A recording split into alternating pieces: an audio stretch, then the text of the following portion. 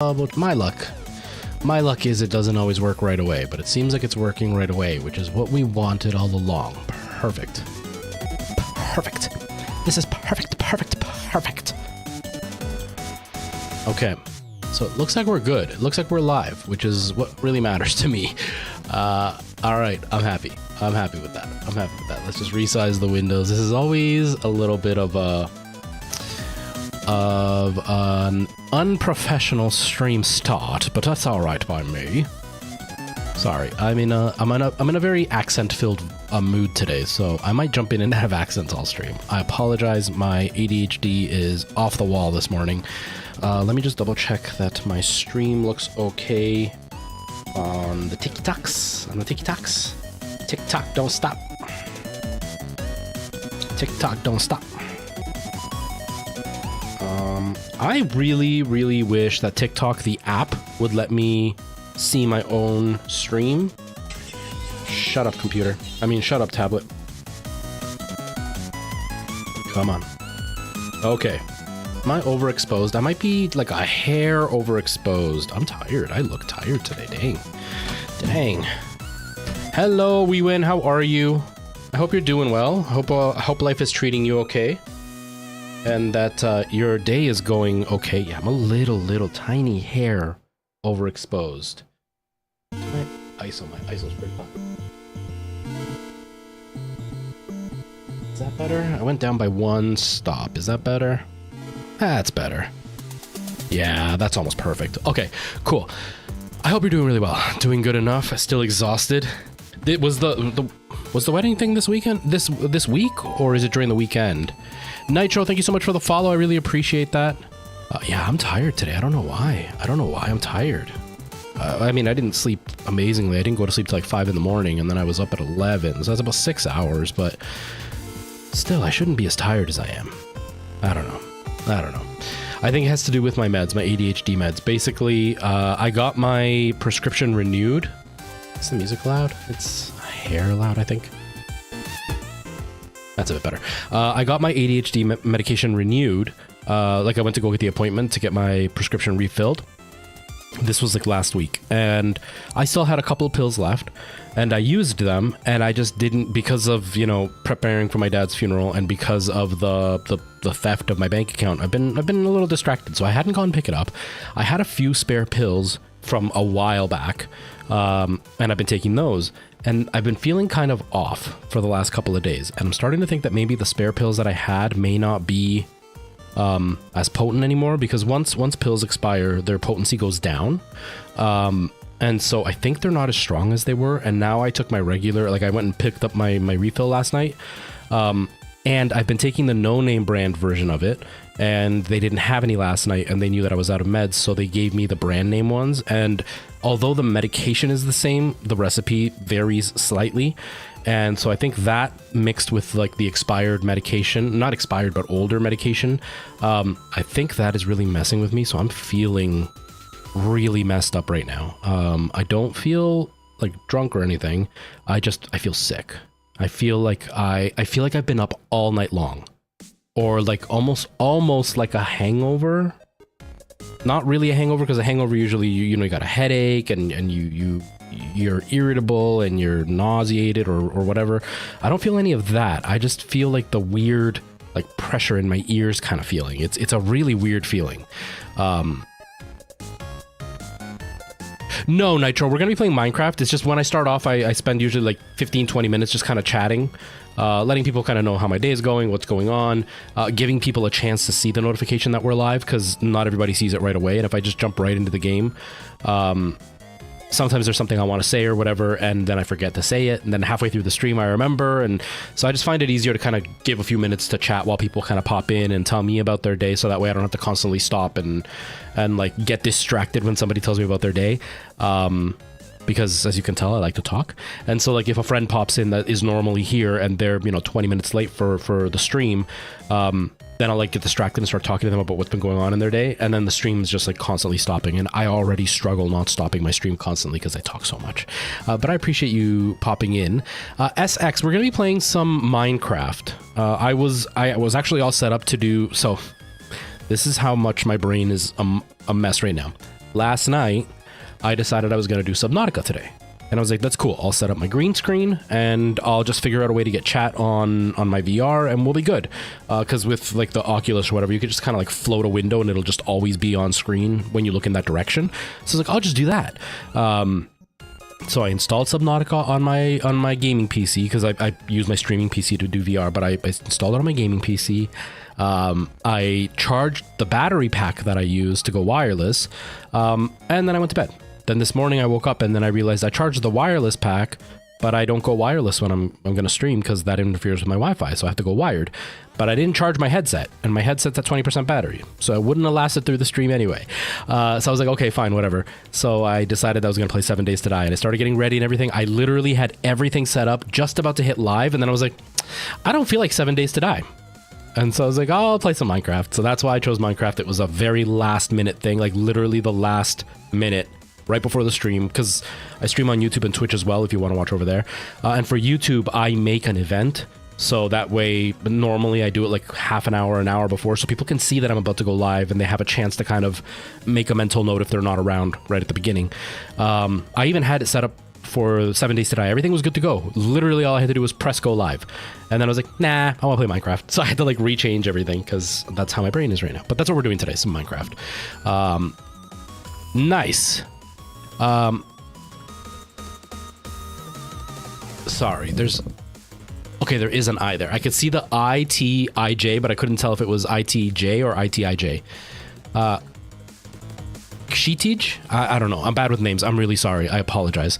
Yeah, we're going to be playing. I have found one of the armor design things. I have found a netherite upgrade thing.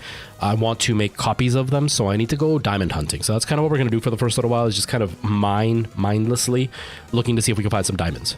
And then if I find a few diamonds, then I'm going to make a few clones of those templates so we can upgrade our stuff to netherite. That's the plan for now. I'm on 1.2. I'm on the latest. And we spent the last stream that I did Minecraft going and looking for one of the templates to have armor design, which I ended up finding in a pirate ship, and I didn't know they were in pirate ships. I thought you had to go through the sand. So we spent a long time going through the sand, and then on the way back I found a pirate ship, and I just went inside just to check it out, and then I found one. So that made my day. It was Saturday. Oh, okay. Okay. See, I thought when you were looking for the dress that it was like for a few weeks down the road. I didn't realize it was like right away. Well, I'm glad you had fun. The car, yeah, you've had a really long week. You've had a really long week. My week hasn't been long. It's just been... That's why I'm so tired. For those who don't know, my dad passed away about a month and a half ago. Oh, God, in 2 weeks it's going to be 2 months.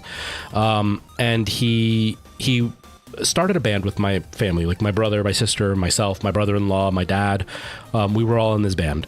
And so for his funeral, which is this weekend, we're going to perform. Now, we haven't performed in a couple of years. And with my dad gone, it kind of throws everything out of whack because we're going to be performing all of the songs he sang, which I can play, but I can't play and sing at the same time with his songs because I never practiced them that way. Plus, they're songs that I never sang, so I don't really know the lyrics like fully in my body. When it's one of my songs, I could just go, and even if I make mistakes, I can fix it. But with his music, it's a bit tougher for me. So I'm pretty anxious about that, and then like trying to figure out the timing. Plus, tomorrow I go back to work. This is my Sunday, I guess. Tomorrow I go back to work, and I usually don't get home till about 5 in the morning, and then we have to start setting up at around noon. And it's an hour away from where I live, so that means that I have to leave around 11. It takes me about an hour to get ready in the morning, which means I have to get up at around 10 in the morning, and I'll be getting home at 4:30, which means I won't get to bed till like 6, maybe 7 o'clock in the morning, which means I'm going to sleep maybe 2 hours and then have to go do this funeral all evening and perform. So I've been really, really anxious about it. And then last night I just could not sleep. I was so nervous about it. There's a couple of things that I have to try to figure out today. And hopefully we can have them ready for the funeral. If not, we've already kind of established that we're not going to do it if it doesn't work out. But like all that anxiety has had me not sleeping. That's why I'm so tired, because I was like tossing and turning all night just thinking about that. It took you 7 years to pronounce it. Just a bunch of exams this week. Oh, that's exhausting, mentally exhausting.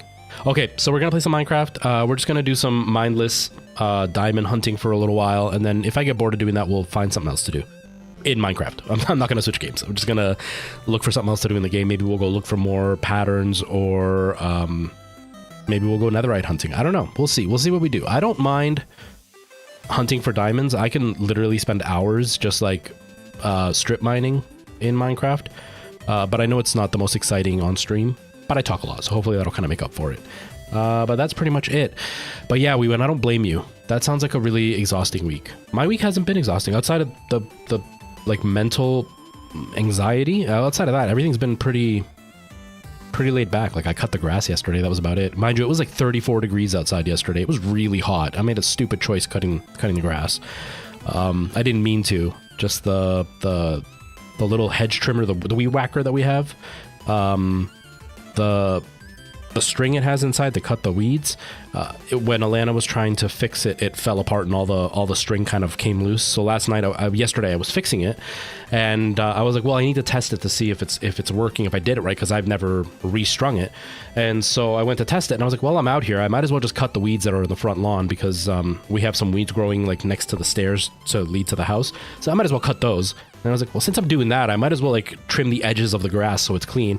Well, the grass is long. I might as well cut the grass. So the next thing I know, I was out there for like an hour and a half, dripping in sweat in like 34-degree weather. It was not fun. 34 Celsius for my American friends, which is like getting in the high 90s. I don't know the exact number. I still got my other window open. I can check on here. I don't know what it is.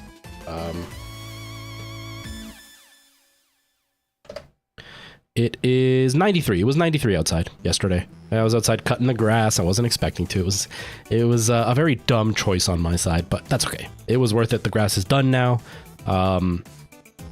Today I might vacuum out the car. I don't know. I haven't vacuumed it in a bit. And then I've got to try to figure something out. I'm trying to see if I can remove my dad's voice from one of the songs that we recorded with him. And then I want to see if I can implement his voice into our live performance, so it can almost be like he's singing a song for the last time. I don't know if it's going to work, but I'm going to try that today to see if I can get that done and then practice a little bit, and that's pretty much my day. So not the most exciting day. You're a miner? Nice. I mean, not nice because that's pretty hard work, but still. Still need to clear. Last time, so I need to pull them out again. Yeah, it's I've never really been one to do the grass or anything. Everywhere I've lived has never had a lawn out front. And the places that did have any kind of grass, the landlord took care of it. Like, he's supposed to take care of it here. Now, when we signed up with him, he asked me to do it, and I agreed. But he's supposed to be doing it. I've just been staying on top of it because, one, I don't want the place to look bad. Two, I don't want him to have a reason to want to try to kick me out. So I'm trying to do what I can. But I never used a hedge trimmer, a weed whacker, whatever you want to call it. I've never used one of those, and Alana bought one, and she's always used it because she uses it in the back. We have like a little tiny patio where the dog usually plays, so she cuts the weeds there. I just used the lawnmower out front, and that's about it.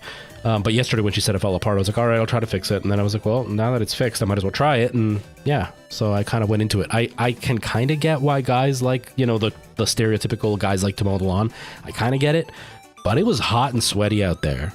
It was really hot and sweaty. I was actually really worried because I did the maintenance for my hair yesterday, and you're not supposed to get your hair wet for about 24 hours after you do the maintenance so the glue can cure. And then, like, within 3 hours, I was out there mowing the lawn and sweating up a storm. But it seems to have secured fine. So, thankfully, it doesn't seem like anything too bad happened anyway. But we'll see. We'll see in a day or two if the glue starts to fall apart. Merle, I hope life is going well. I hope you're having a decent day today. Okay, let's stop this music. Let's open up Minecraft. Let me open it up so you can see it, because right now you won't be able to. Minecraft, go back to Minecraft and change the scene. There we go. There we go. Oh, nice. I love naps. I can't take naps. I don't have the possibility to take naps. Do we have volume? Do we not have volume? Oh, we do. Okay. Because I'm up with Nora all day, so I don't get to take naps. But it's nice. Naps are nice. I like naps. I really like naps. Okay, I'm a large fan of mowing the yard. When I was younger, I would go to house, push mower, make extra money. Nice. Yeah, I've never, like I said, I didn't ever grow up in a place that had grass, really. Like when I was little, we lived in government housing for a long time. Then when I got a little bit older, not much older, I was like 10 or 11, my aunt and my dad bought a duplex together. And then she took the upstairs, we took the main floor in the basement. And then we had like a little tiny patch of grass in the front. Like I'm talking, it was maybe like 8 foot by 8 foot. Like it was really, really small. And my dad took care of it because I was growing up at that point. Then when we moved from there, we moved to a nicer neighborhood because by then my mom was a nurse, my dad was a mechanic. So we moved to a much nicer neighborhood, and it had a small patch of grass in the front, but it had like bushes and trees and stuff. So like my mom would take care of it, my dad would take care of it with like just a weed whacker, just, you know, cut a little tiny patch. Because most of it was bushes and stuff. And then from there, we moved to a place in a different town. Now that one had a really huge lawn, but I was in college at the time, so I didn't live there. Then when I moved back with my parents, they were living in an apartment building. Then from there, I moved in with my grandparents, who also had like a 3 foot by 4 foot piece of grass in front of their house. It wasn't really much. So I've never been responsible for grass until now. So I never got the hobby of like enjoying it. I get it. You know, I get it. For me, it's more of the perfectionist in me. I like the making sure the grass is nice and lined up. It's not perfect out there. It's really messed up. But I get that. I used to work for a company that cleaned cars. The company in particular actually worked with rental companies, and we would do the deep clean from when they were going to sell the vehicle. And so I loved that because I was very much into like making sure every detail was nice and clean and stuff. So I can get why people really enjoy doing the grass. Just not something that I'm like super into. I do it like once every couple of weeks. And even then, if I'm really not feeling it, I just like run the mower and that's it. I don't do any of the cleanup process. We're getting raided. Miss Museful, thank you so much for the raid. Hands up, we're getting raided. Welcome, everybody. How are you? Nice to see you. Thank you so much for that raid. Thank you. Hello, welcome. What were you playing? How was your stream? I hope you're doing really well. Thank you so much for the raid. Real quick here, real quick. We're just about to start, so I'm going back just to say hello. My name is Luis. This is Retro for the first time. This is my my streaming channel. I have been a streamer for about 6 years. I've just come back about 2, maybe 3 months ago, and I'm like within this week, I'm starting to finally up my streams. Haven't really had a lot of time, but you're coming in at the perfect time because the stream is just starting. I'm just starting to get back into the whole stream culture, I guess, because I was away for over a year. And yeah, I do a variety of stuff. Right now, my stream is a complete mess. I play like the weirdest variety of stuff right now. Like yesterday, we were playing 7 Days to Die. Not yesterday, Tuesday, we were playing 7 Days to Die. Before that, we were playing Dead Island. We've been playing Minecraft. I'm thinking of putting Subnautica in VR on the list. Like I'm just kind of everywhere right now. But I do a variety of stuff. My channel before I took my break was very heavy on horror-based stuff. It was a really big part of the channel that people would do jump scares. It would freak me out and everybody would laugh and I would die a little inside. And I talk a lot. So my stream is very much the kind where like I'm doing stuff in the game, but it's not of utmost importance. It's usually me just chatting. I also do Dark Souls. That's more about watching me struggle really hard with a game that's difficult. But yeah, that's pretty much me. I also have a TikTok. I'm live on Twitch, YouTube, and TikTok right now. So if you want to follow me on any of those platforms, feel free. Retro for the first time on all of them. And yeah, so if you see me chatting to people that you don't see in chat, it's because they're either on YouTube or they're on TikTok. And I can't get TikTok chat on screen. I don't know how. But yeah, that's me. Thank you so much for coming in on the raid. I really, really appreciate that. Oh, you changed your names. Oh, okay. Your name. How are you? How are you? Have you, this isn't your first stream back, is it? It's not your very first stream back. Yeah, that's awesome. I like the name. I do like the name. Third, okay, so you're just back too. Welcome back. I've been back just for, I think it's about 3 months, maybe 4 months I've been back now. That's awesome. Oh, I'm so happy that you're back. Thank you for the raid. That's a nice feeling. Guys, Miss Museful is somebody that I met through TikTok, actually. She's awesome. We've known each other for quite a while now. And she's just like this really kind person, and I enjoy their content, and they're just back, so it's nice. I'm so glad. Thank you so much for the raid. I appreciate that so much. Turned it off. Yes, we're playing Minecraft, so let's do this. But yeah, I'm so glad. What were you playing? What were you doing? And feel free to take off. I know after streaming, the last thing you want to do is kind of sit at your computer longer. So if you need to go. Absolutely. I'm totally understanding of that, because the last thing I want to do is sit here once I'm done my stream. I usually have to like sit on my couch or do something else for a couple of hours before I can come back and do some gaming afterwards. That's so cool. Yeah, Subnautica is so much fun. I just beat Below Zero, the sequel. I beat the original Subnautica over a year ago, and then I just beat Below Zero the day before yesterday, actually. Who was that? I can't see it. Leafs fan, thank you so much for the follow. I really appreciate that. Welcome. Yes, go do the dishes. Thank you so much for popping in. I really appreciate that. Have yourself a good rest of your day. Thank you for the raid. Anybody else who came in the raid, if you want to hang out, feel free to. If you don't, I do appreciate you popping in for the raid anyway, because it's still nice. That little bit of a hype up is always welcome. Did I lose everything? Or did I just... No, I didn't. Okay, good. Whew. I thought maybe I died and I forgot.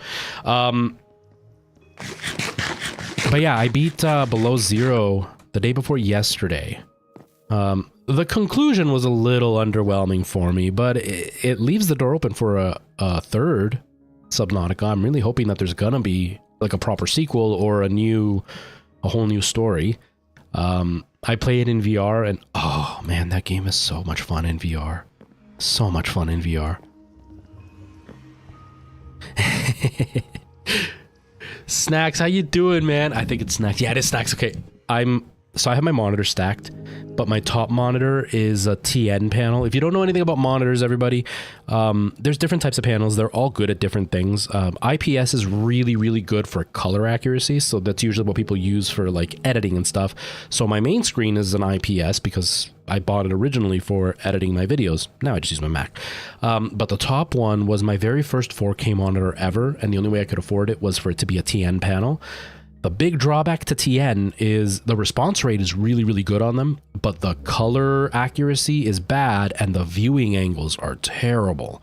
And so for the top screen, for me to, be able to see it without like fully tilting my head too much, I've had to tilt the screen.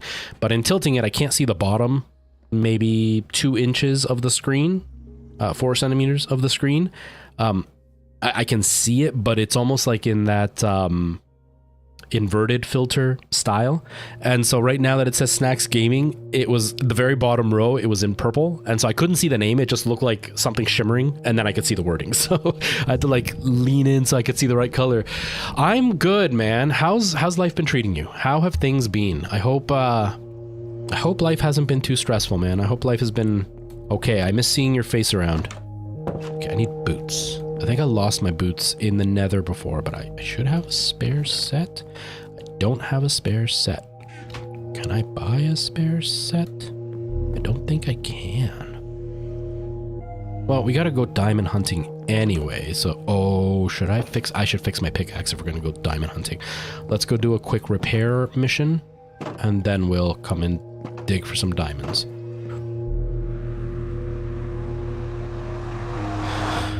Oh, dude, I can 100% relate. I'm really glad that you've got some support, though. Coming from somebody who doesn't, I'm glad you have support, man, because it really stinks. It really stinks having to kind of endure everything on your own. I'm glad. I'm really sorry you're going through a lot, though. It's not fun. It's really not fun having to. Have stress in your life all the time. So I'm sorry to hear that, dude. Okay, let me in. So for those just joining, don't know what we're doing, we have spent the last couple of streams kind of exploring the new update. For those who don't play Minecraft at all, they just did like a relatively major update very recently. They added like a new mob, a new type of animal that you can get. They added some new features where you can actually like use a brush and like go exploring and like dust off ancient stuff you can find in the sand. They've also added there's a thing called the Bastion. And up until now, the Bastion has been a place where you can get some treasure, and there's a certain item you can get to make, I don't know if it's an item, I can't remember anymore. It's like an item you can get that helps you make a compass, or it's just something that's easier to get that way. I can't remember for sure. But outside of that, it wasn't really a huge like drive to explore the Bastion. It was kind of like, yeah, you can get some treasure there, but that's about it. Well, with this latest update, they added a thing so you can upgrade your armor. Before, you could just upgrade it by just getting the materials needed. Now you need this design that you get at a Bastion in order to do the upgrade. So they've made it almost mandatory to go to the Bastion. So we've been exploring for quite a while. Now I've got all the pieces I need. Now I just need diamonds so I can make copies of it, so I can continue to upgrade my stuff. That's pretty much where we're sitting right now. I appreciate that, man. I appreciate that. Yeah, life should be getting better soon. What's going on? Did it? No. Hold on. Where? Oh, okay. Whew. Right. Ouch. Maybe I'm just too far right now. Maybe if I stand over here, it'll help a bit. Yeah, life should be getting better. It's, I've said it multiple times in the stream already. I feel like the kind of person that's like milking something for attention, and I'm really trying not to. My dad passed away about a month and a half ago.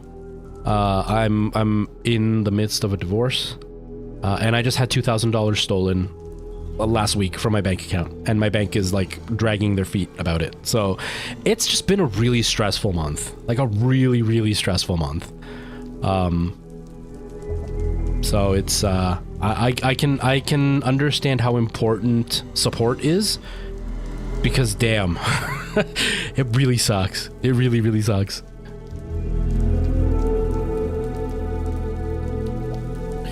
Oh man, snacks. I gotta tell you, there's a lot of maintenance involved. That's the first, like, that's the big thing I would tell people, is there's a lot of maintenance involved, so it is more time consuming than just a regular head of hair. Not drastically more time consuming, but if you're somebody who literally like gets out of the shower and lets your hair air dry and you just kind of go on with your day, you're gonna feel a huge difference. Now, which you are quite a handsome lad, I'm assuming you take care of your own appearance. Wow, that is really loud. So that for you guys, it's probably really loud for you. If you know, take time to work on your appearance on a daily basis, then it's not too much extra. Like before, when I had a full head of hair, I used to take about half an hour, excluding my shower time, to get ready in the mornings. And now that's been expanded to like 45 minutes to an hour. An hour if you include the shower time, 45 minutes without the shower time. So like it's long, but it's not drastically long. It's not like it was from a 10-minute to a 40-hour job. You know, it's only slightly longer.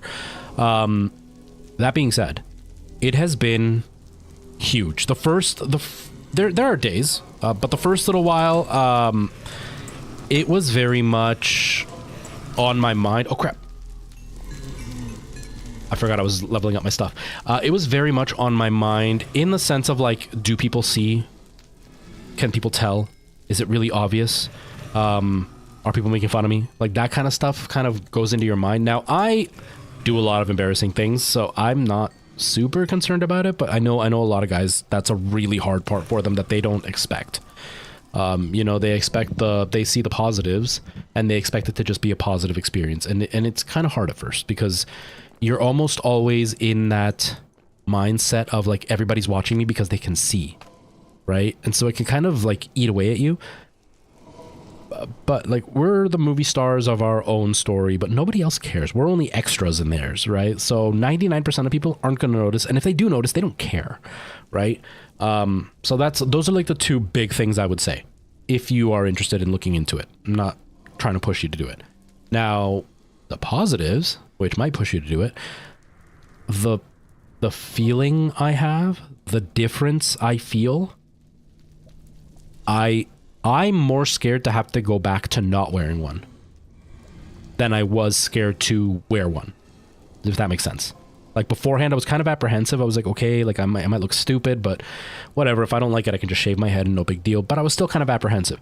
Now I think about like, if I can't afford one for a month, you only have to replace them. If you really take care of them, you can go up to like 6-7 months without having to replace them. I've heard of some people going up to a year without replacing them.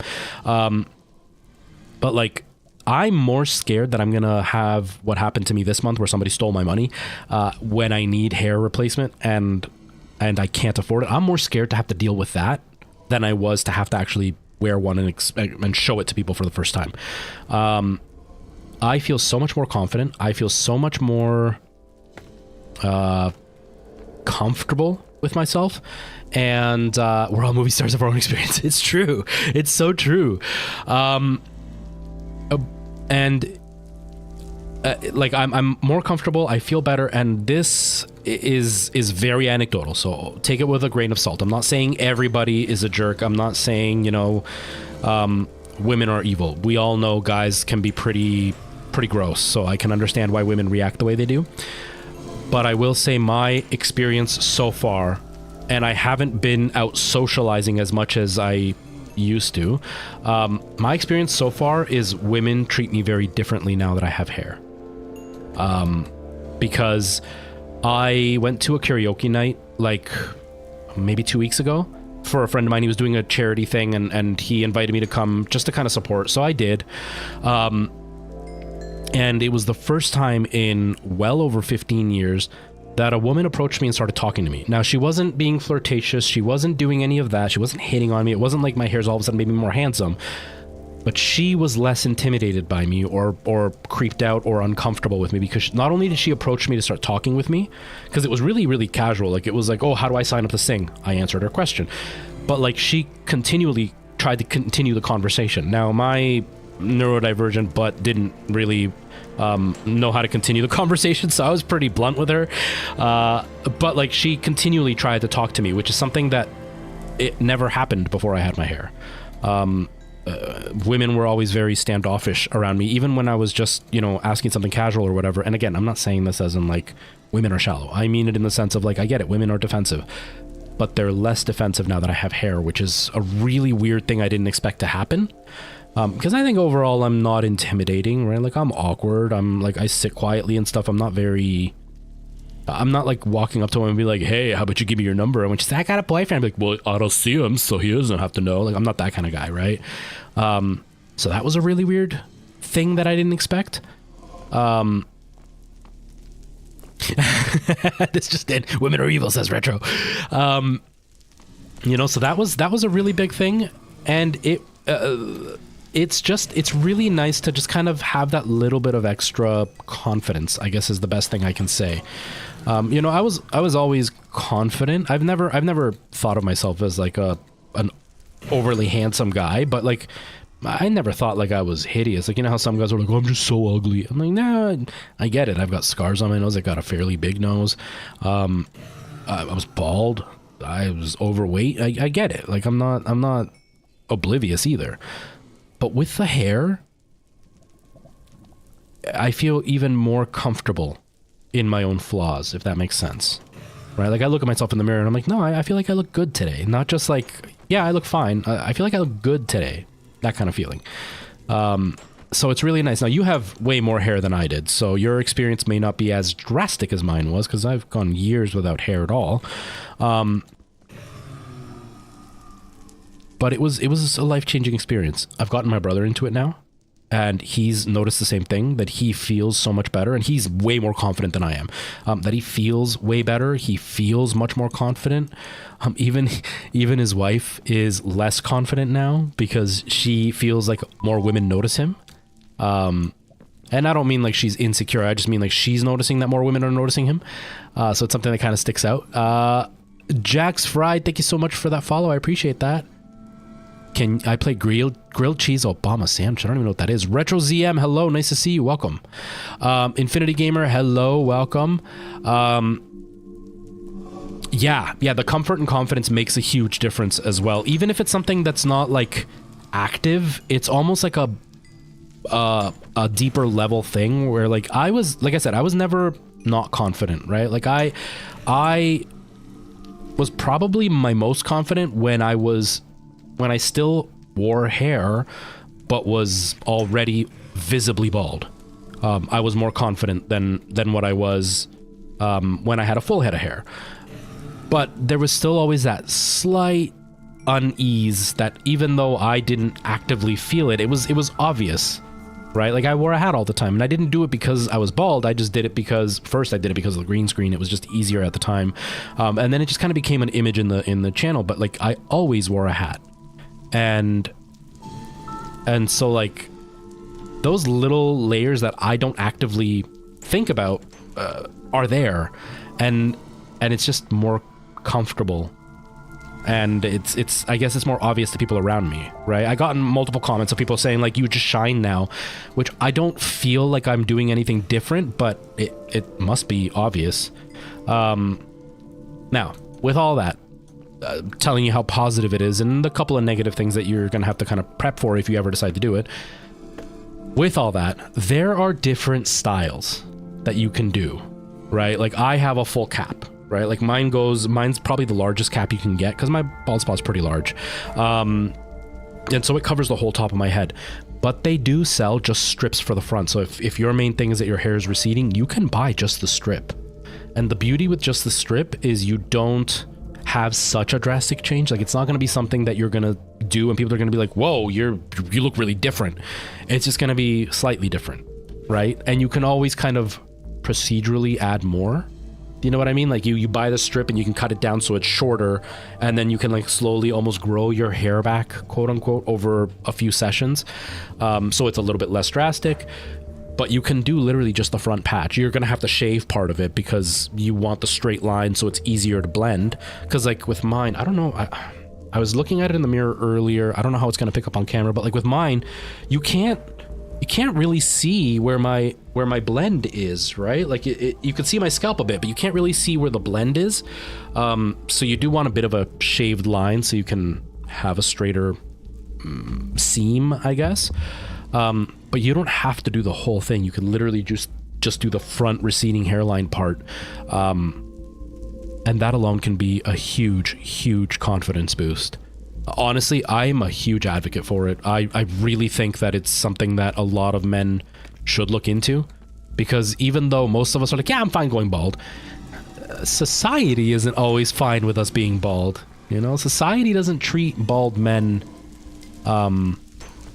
amazingly, especially when you're in the process of going bald. Once you're fully shaven, it's a little bit different, but it's not the same for the men who are starting to lose their hair. In my 20s, it was not easy for me because I wanted to hold on to my hair, but the balding was something that people would mock, and it was frustrating.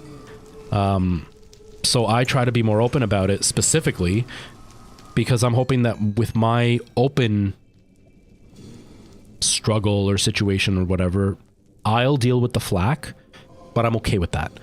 But I'm hoping that will help other guys do it a little bit more secretly and feel comfortable with it too. And then maybe make it more easy for men to talk about it, right? Because like women wear wigs and extensions and they dye their hair and they do all this crazy stuff with their hair and nobody bats an eye. If a woman wears a wig for fun, nobody says anything. If a woman wears extensions, nobody says anything. The judgment she gets is if her extensions don't put on right or if they're really obvious. But nobody actually makes fun of a woman for wearing extensions. They make fun of her for wearing them wrong. But if a guy wears a wig, all of a sudden he's not confident, he's insecure, he's trying to like lie to people. Why is that any different? Why is that any different, right? So if I can be open about it, maybe other guys will be a bit more comfortable doing it. And then maybe down the line, it'll just be something that guys do just as openly as women do. But honestly, I did not expect it to be such a huge change. I didn't expect it to be such a huge change. It's cool. There are still things I worry about. Like obviously the front hairline is always a bit of an issue because they're so perfectly straight. I even hate it with people that get hair transplants because the doctors always make it so straight and that makes it look fake. You want a little bit of like jaggediness. So I tend to like pull my hair forward so it kind of breaks up the front line a bit. But honestly, it's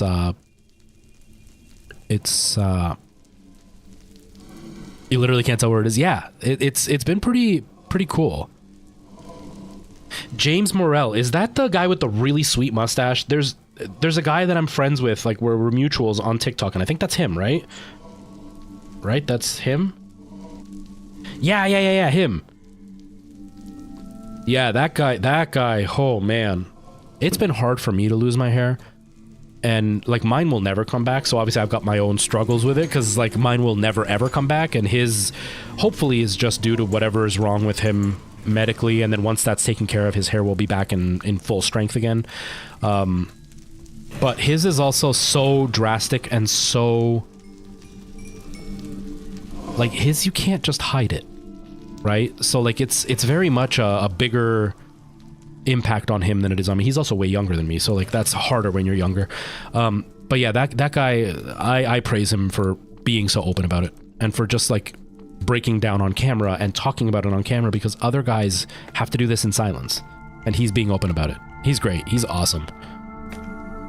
Oh man, his mustache is amazing. His mustache is amazing.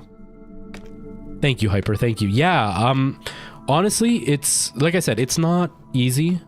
It's not a fun situation to not have hair, receding hairline or not. Mine didn't recede until way later. Mine didn't recede till the rest of it was already thin.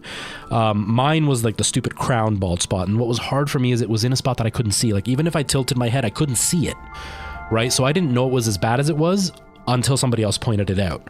And then I would go back and watch my videos, and then I could see it in the videos, and then it just got worse and worse as time progressed. But it's not fun. It really sucks. Like it really, really sucks. And the hair system, you know, hair transplants are great. I'm not a big fan of hair transplants for guys at my level, because one, it's never going to be enough. Two, it can look just as fake as a wig does if you go to a really cheap place. And three, you have to keep refilling it every 5 to 10 years. So it's not a one and done and you're back to having a full head of hair. You're gonna maintain having to pay these big bills to get it done. With a wig, you put it on and it's fairly cheap, and if you don't like it, you can change it. You can try different hairstyles. You can do a bunch of different stuff with it, right? So there's a benefit to the hair system thing. And with a hair transplant, once you get older, you know, when you're in your 70s and 80s and you are bald and gray, you're still going to have where they injected the fake hair. And so you're going to have a really weird bald pattern when you're older. Now, when you're older, you're not going to care as much, or you might, and it would be really uncomfortable. Whereas like mine's going to be a regular bald pattern by the time I'm in my 70s and I stop wearing wigs. It's no big deal. And so like, I do like that. I really like that so many more companies have come out and talked about it and been more accessible for people, because honestly, it can be traumatizing. It can be very traumatizing, and having access to it helps. And I wish that I would have known about this kind of stuff when I was younger. When I thought of wigs, I always thought of, you know, what you see on TV, those really fake ones that look like a rug and the wind blows and it stands up and you can see it, and, you know, that it looked like a little piece of hair on the top of your head and it would look really stupid. I didn't realize that they could look this realistic. And had I had known that, had they been around, they weren't really around when I was younger, and if they were insanely expensive. Had I had known that, in my 20s, I would have started wearing one. When I started to lose my hair, I would have started wearing one.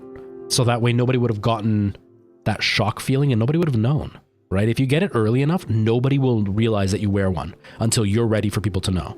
And then nobody would have ever known I was bald, and it would have been a much easier transition for me.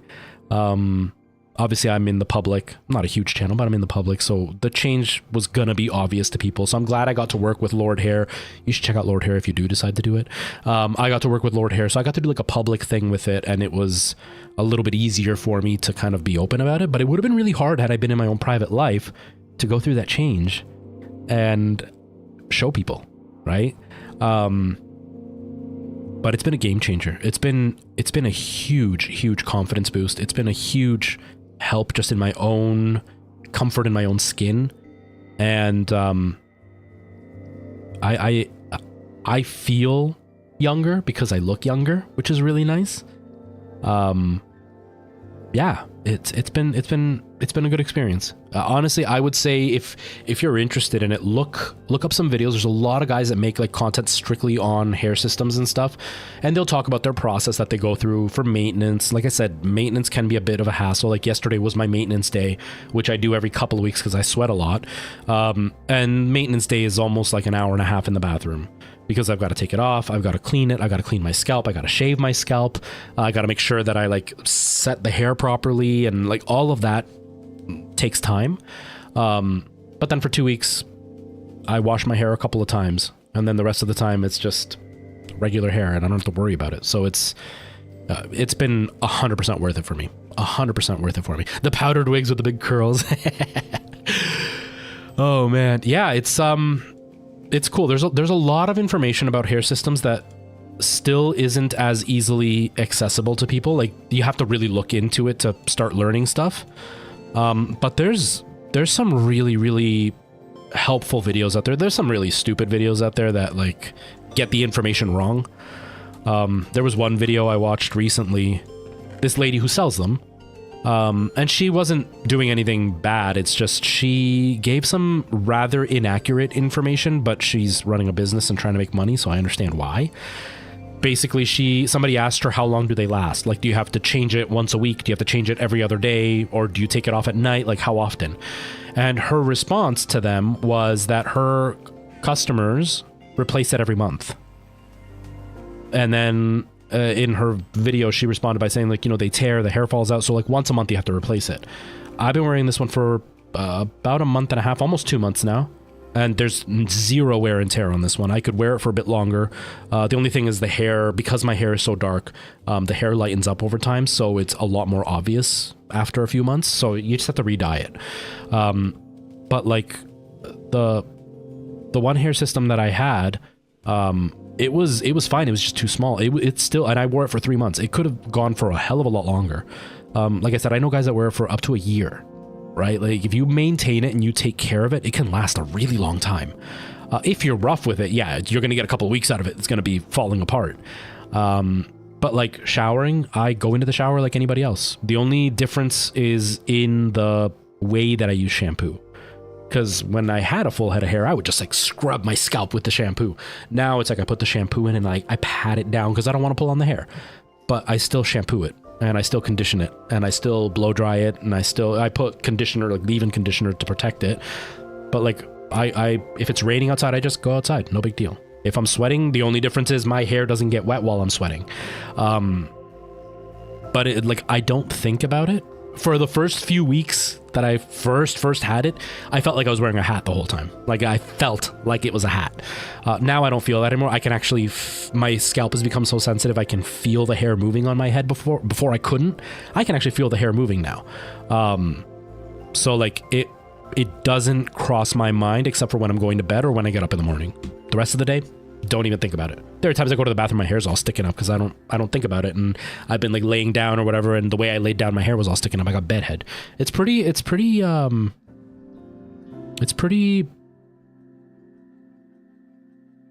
like it's pretty natural feeling. And yes, Ethan, yes, I wear a wig. I wear a wig. I work with Lord Hair. If you are interested, if anybody's interested, check out Lord Hair. They are awesome. They deliver from China, but they deliver worldwide, and their delivery system is real quick. Like when I set an order in, like within 2 weeks, it's already at my house. They do a variety of hairstyles. So like you can get it cut already. So you can literally just put it on and you're good to go. I haven't tried that yet. I want to try it before my contract with them is up. But you can get it cut already by them and just put it on. You can also get different like textures, different colors. You can also, like some guys will actually get like bleach blonde hair and then they'll dye it themselves when they get it because they want like the knots to look more natural. But the ones I've been getting, they bleach the bottom of them already, so you don't see where it like joins the wig. But like if I split my hair, this is something that people don't realize. Let me see, how can I do it? Because the camera's backwards. Can I do it? I don't know. But you can like, you can kind of see it. I don't know how well it's working, but like you can kind of see, like you can see my scalp in the hair. In real life, you can kind of see it. I'm looking in the video there. You can kind of see it. You can see my scalp. right? So that's why some guys will get a bleach blonde and then dye it themselves. So the scalp part, you don't see where it's actually tied in. But these ones are they're called bleach knots. So you don't see where it's tied in. And they offer like different styles of the actual hair itself. So you can get, I think just recently they announced that they have like African American level curls now, which they didn't have when I first signed up with them. They have those now. They're starting to do women's hair. Now I have relatively coarse hair because this is what my hair was like in real life for years. And so I have relatively coarse hair, but they also have like jet straight hair, like completely pitch black hair, all different like levels of lightness as well. They can get longer hair or shorter hair. Mine tends to be like about 7 inches long, 6 or 7 inches long is how long they give me the hair, and then I get it cut. And they have different like types of materials that they tie the hair into. So there's like something they call thin skin, and they go like ultra thin. I don't like ultra thin because I'm a little bit too rough and I know I would rip it. But that stuff is like tissue paper thin, and like you won't even see it on your scalp. I'm using lace right now, which is a bit more expensive, but it's more breathable, and I sweat a lot, so I kind of need that. But there's like a ton of options out there for all different types of hair, and Lord Hair can get it out to you in like a week or two, anywhere in the world really, and their prices are really fair. I had contacted one guy who sold them, who was in Toronto, which is like a couple of hours from me, because when I was looking into it, I was like, well, I'd like to do it with like a brand deal. It would be really cool. And then I found this guy, and he wanted $1,500 just for the system, plus another $300 for him to cut it, put it on, and do all that stuff. This system here is $400. The very first one I got was $250. Like, that's a ridiculous price difference, and the quality is great. And you know, the quality does vary from system to system. Like you might get one and it's amazing, you might get the next one and it's a little bit thicker or it's a little bit darker. It's the consistency isn't 100%, but it's not so off that you're going to be like, oh, this one's garbage compared to the last one. It's just going to be slightly different. So your hairstyle might be a little bit different for the next system. But for the price, and if like even if this lasts 4 months, let's say, so I'd go through 3 of them in a year, that's $900 a year roughly that I would be spending, versus $10,000 for a hair transplant that I'd have to do every 5 years. The price is pretty good, right? And if you're willing to install it yourself, which I do, it can be a little bit of a headache, but like the install, that's an extra like $100. You don't have to get somebody else to do it. You can do it yourself. Lord Hair offers to cut it for you, so you can already get it pre-cut and styled. That also saves you a bit of money. So like it can be fairly budget friendly. And Lord Hair's been great. I absolutely love working with them. I think their product is awesome. Honestly, I love their product, right? It would be great.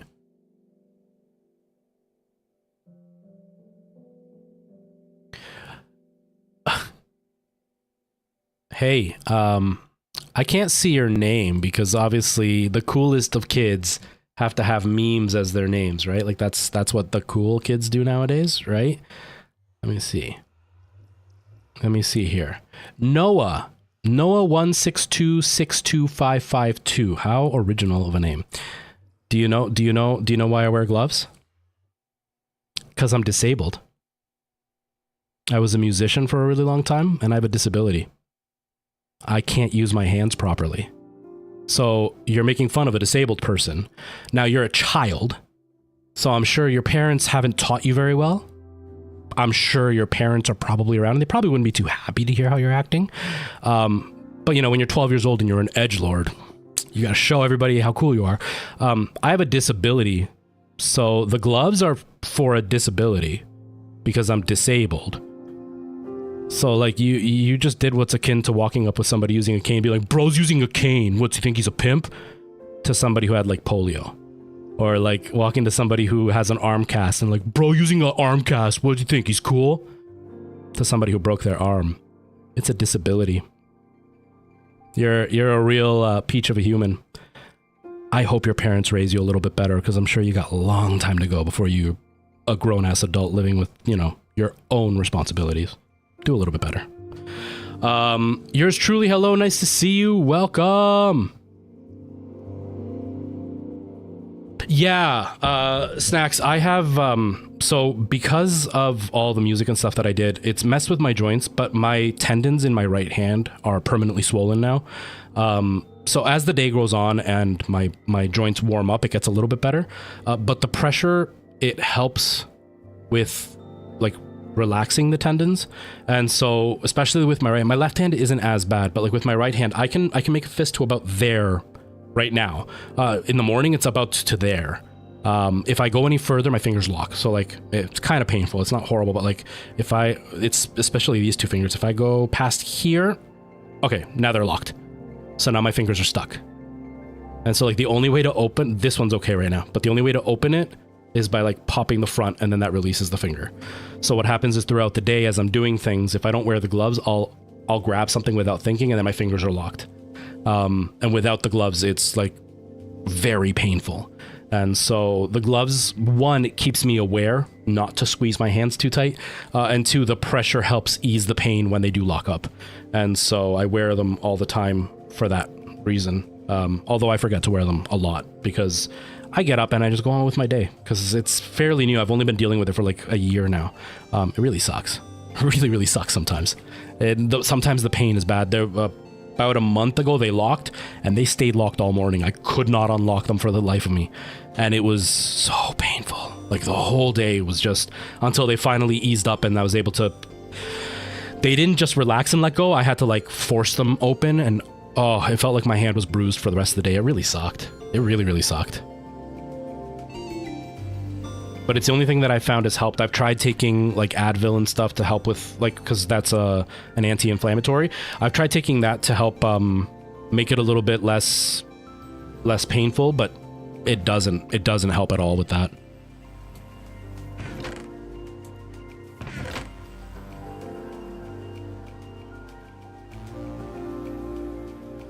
Okay, so I don't really need gravel. Does gravel in the gravel might have it, so I'm gonna take a brush just in case. And should I go with? I'll go with TNT. We'll try some TNT diamond hunting, see if that helps. And I gotta find a shovel. But yours truly, I hope you're doing really well. I can't see what your name is. Burmark, I think, on my screen is coming up with a bunch of little squares. Thank you. I appreciate you hanging out and being here. I hope you're doing really well, and thank you for coming to my defense. You're very kind. I appreciate it. Okay, so for anybody just joining, we're going to be looking for some diamonds. I need a shovel, and I don't think I think I left my shovel at the other place. Dang it. Oh, it's not necessary. I guess I could just take a stone one. I'll just take a stone shovel.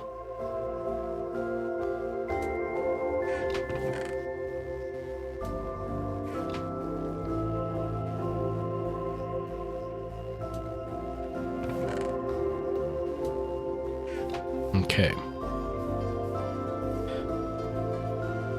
Playing some WoW. Yeah, keep it up. I think I only spent a very, very short amount of time. Like, I'm talking less than an hour in WoW. I had mentioned this story before. I was in high school, and my friends were really into it, but they didn't pay for it. What they did... Oh, crap. Oh, crap. There's so many of you. Is this... No, get out of here, dudes. Get out of here. Go away. You know what? I'll do it in the sand. I'm too scared that these guys are going to come after me when I come out of the sand. Or out of the tunnel. Anyways, when I was in high school, my friends were playing WoW. But they didn't pay for it. So what they did is there was a way to make your own server so you could play with your friends. And basically you would mod the game so you could play it without paying Blizzard. And I learned how to do it. And like they kept pushing me to play with them, and I learned how to do the offline mode or whatever, or like the private server mode. And when I finally got into it, it wasn't when they were around. I was playing by myself, and I played for like half an hour, and I just didn't get it because at the time I didn't know anything about WoW, and I didn't know that style of RPG, like, you know, when you press, like, I don't know if the buttons are the same still, but like you press F1 for one type of attack and F2 for the next one, and the timer goes down as you attack. I didn't I didn't appreciate that kind of gameplay, so I just never got into it. Now I'm older, now I've played like Divinity and stuff, and I understand how that kind of gameplay works. I've played Guild Wars, and I have friends who still play it to this day, and they say it's amazing. It's something I should probably try it. I should probably try it. Ooh, pasta. Yum, yum, yum, yum, yum. Just thought they were cool gloves. I just read that message. Yeah, it's the glove thing, you know, it's I mean, I've seen people wear them, right? Like you get the people that do wear them for like gaming and stuff, and there's a variety of reasons. Some people wear them because they think it's cool. Some people wear them because they get cold fingers, and obviously when you're colder, your joints are a little bit stiffer. So having that warmth is there, but you want the dexterity of fingerless gloves so you can like feel the buttons you're pressing and stuff. But it's just hilarious that somebody will come in and make a comment like that, and they never make it in like a genuine curiosity. They make it in a way to mock somebody, right? And the thing is, like, I'm not really offended by it, because like I said, it's like somebody coming in and making fun of somebody wearing a cane. It's not, you look like the jackass, not me. But going back to what I had said originally about the hair systems and stuff, like, at least make fun of me for my wig, right? But going back to the hair systems and stuff, if I, with a disability, am wearing this and getting made fun of, maybe by me humiliating some jackass who's 12 years old who thinks he's an edgelord, maybe that jackass will learn not to be a jackass, and maybe the kid who wants to wear them just because he thinks they're cool will not get bullied as much by one less person. Because who cares if he's wearing it only because he thinks it's cool or she thinks it's cool? Who cares? How does that affect you in any way, right? It's like if you walk in and be like, you're wearing an Atari shirt, what a freaking loser. How did my shirt affect your life in any way? How does my shirt, like, are you so fragile that you're worried that somebody else is going to think you're not cool? So you're always wondering if what you're wearing is cool to other people? That's more of a pathetic way to live. So, like, who cares, right? So at least with me, I've got a disability. So, like, me wearing gloves makes them look like a jackass. The kid who's doing it just because he thinks it's cool doesn't necessarily have that ability to do that. But maybe by showing the person that they're just a dick will teach them to be a little bit less of a terrible person. You know what I mean? Yeah, definitely. Yeah, the macros and everything. There's so much that goes into Minecraft. I mean, not Minecraft. World of Warcraft. Like I said, I played Guild Wars. That's actually why I use, can I see it on camera? I don't know. There. I bought this, can you see? There we go. I bought this, which is the Tartarus. Yeah, the Razer Tartarus. I don't own a lot of Razer products. I'm not a huge fan of Razer. Their quality control just isn't great. But this thing I bought specifically because I was playing Guild Wars at the time. And it was really, really annoying trying to remember all the macros and everything. And this has like a little D-pad built in. So it allowed me to have my hand in one position. And I also use normally an MMO mouse, one of the ones that has like 5 million buttons along the side. And so that way I had access to everything without having to like constantly look down and see what buttons I was going to press to access everything I wanted. And I really, really like it. There's some really cool ones. My buddy Noctwolf has one. His is the one, I'm sure you've seen it around because a lot of like the really heavy gamers use them, but it looks almost like a claw and you put your fingers in it and you can move your fingers up and down to hit different buttons so you have even more access without moving your hands. Oh, locking my fingers was not a good idea. My fingers are starting to throb. My fingers are throbbing. And that one looks really cool. That looks way more complicated than anything I would ever need or would be able to learn to use. The Tartarus is a little bit overcomplicated for what I do. I'm playing Minecraft. I don't really need that many buttons. But it made life a lot easier for games like World of Warcraft. But yeah, World of Warcraft is pretty complicated. Is it? Yeah, negative 64 is the lowest. I think it's 56 is the best average diamond level. Diamond level. Oh, I came all the way down here and I didn't bring ladders. Crap. Oh, let's head back. I gotta get some ladders, or actually I have bamboo, so maybe I can do a bunch of scaffolding. That's what I'll do.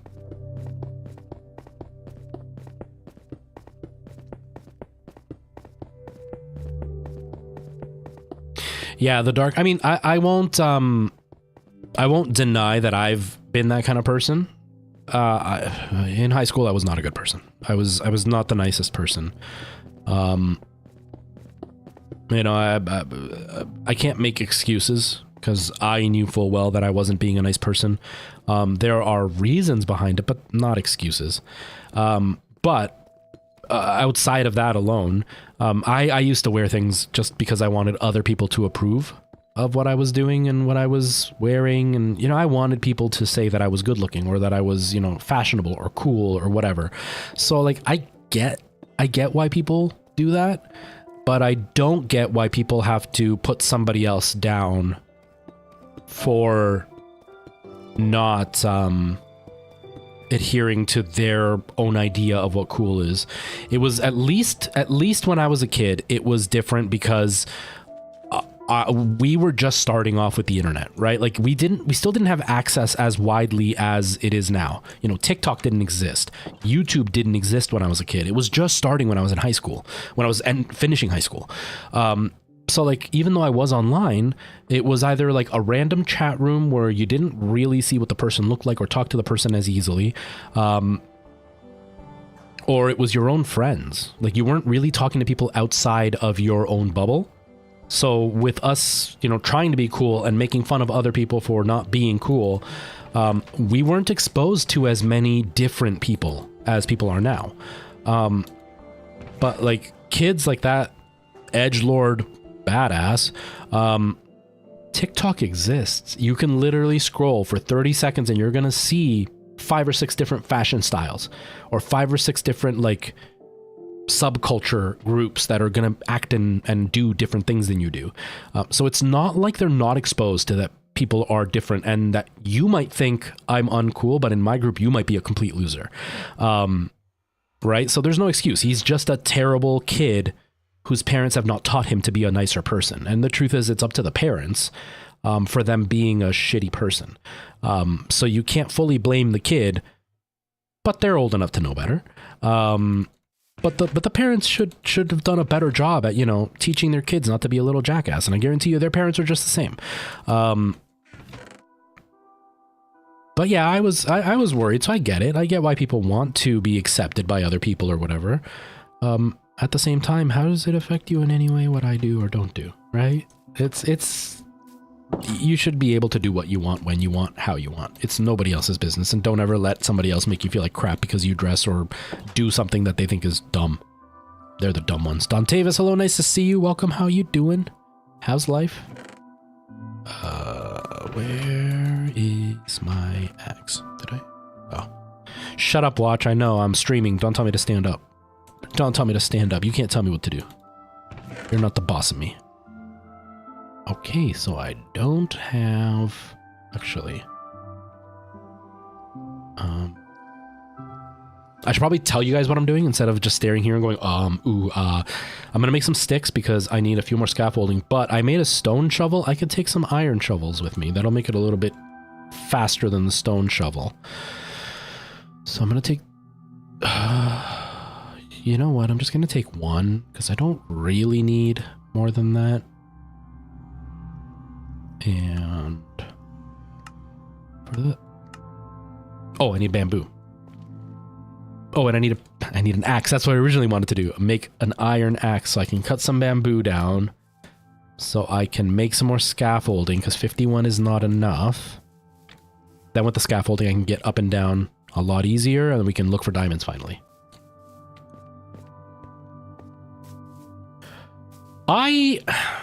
My guess, Dontavis, and this is a complete shot in the dark. I'm not a huge Bethesda fan, so I can't speak 100% for how it's going to turn out, but I feel like Bethesda's track record is going to make me fairly accurate in saying this. I feel like the game is going to be ridiculed when it first releases because it's going to be full of bugs. There's going to be a lot of major issues that people are going to make fun of and think that it's terrible because it does weird things or looks weird or the graphics are janky or whatever. But they're going to fix it. And it's probably going to be a really, really popular game and really successful. And the people who like it from the start are going to love it no matter what. The people who are going to make fun of it are people who aren't necessarily into those games. Do you know what I mean? It's like that reviewer that made fun of Cuphead saying that the controls were horrible because he was ignoring the tutorial that was teaching him how to do the things he was mad at. It's going to be those kind of people that are going to make fun of Starfield and say it's terrible. But the people who like Bethesda and are used to the bugginess that Bethesda introduces into every game, they're going to love it. So I guarantee that it'll probably do really, really well. I doubt it'll flop. I doubt it'll flop. There it is. Okay. That should be enough. Yeah, I think Game Pass is a really, really cool thing. You're all ready for work? What do they make you wear for work? I'm not asking for any creepy reasons. Get your head out of the gutter. Oops, I didn't mean to go in here. But like, do you have to wear like, you know, like I've worked at places where like, oh, you have to wear like black dress pants and like any white shirt, or like you have to wear a full button down shirt and black dress pants, or it's usually black dress pants for everything.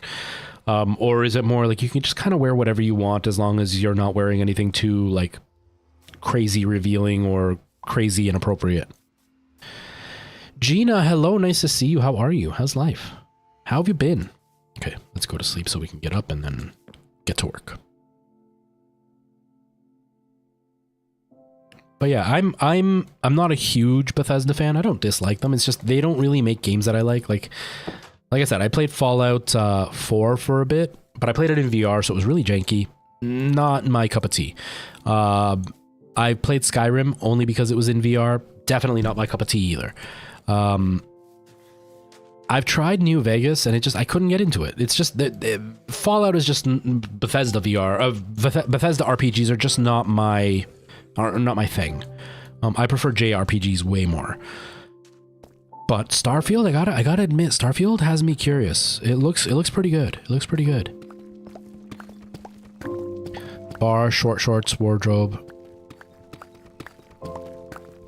Short shorts, like you gotta look extra. You gotta show off the goods so you can get better tips. Is that what we're talking about?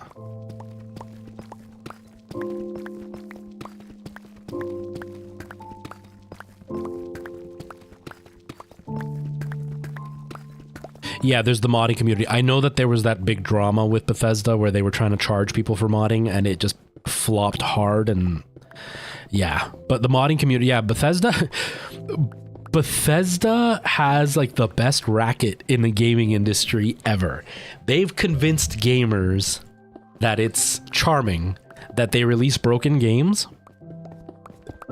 and then the gamers fix it for free. So Bethesda never has to pay for the repairs. And the gamers make the game better than Bethesda ever could have. It's a pretty good racket Bethesda has. It's a pretty good racket.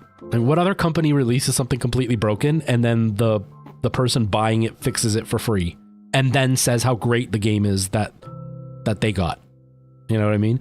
Imagine if you bought like a chainsaw that didn't work. You know, the chain wasn't working and like the teeth weren't sharp, and that's how they sell it to you brand new. And so you have to come home and build your own chain with your own teeth that are sharpened. And then you turn around and say, this chainsaw was amazing. It's the best chainsaw. You should buy chainsaws from this company because they make great chainsaws. But you made it great.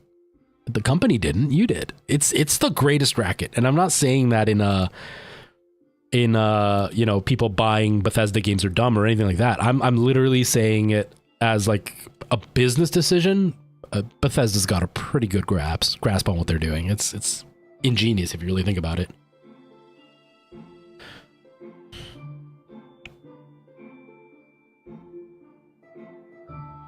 It just looks crazy because you wear short shorts all year long. Oh my god, midwinter and everything. That's crazy. That's crazy. I was gonna say, like, because like if you get good tips, because of short shorts. I was going to ask if you have a good butt, because if you have a good butt and get really good tips, then I would definitely get really good tips too, because I've got a pretty bootylicious butt, I gotta say. And if you don't have a good butt and got good tips, then I would be rich, and I would have to move out there to work with you, because I would get some pretty good tips with my butt. Let me tell you.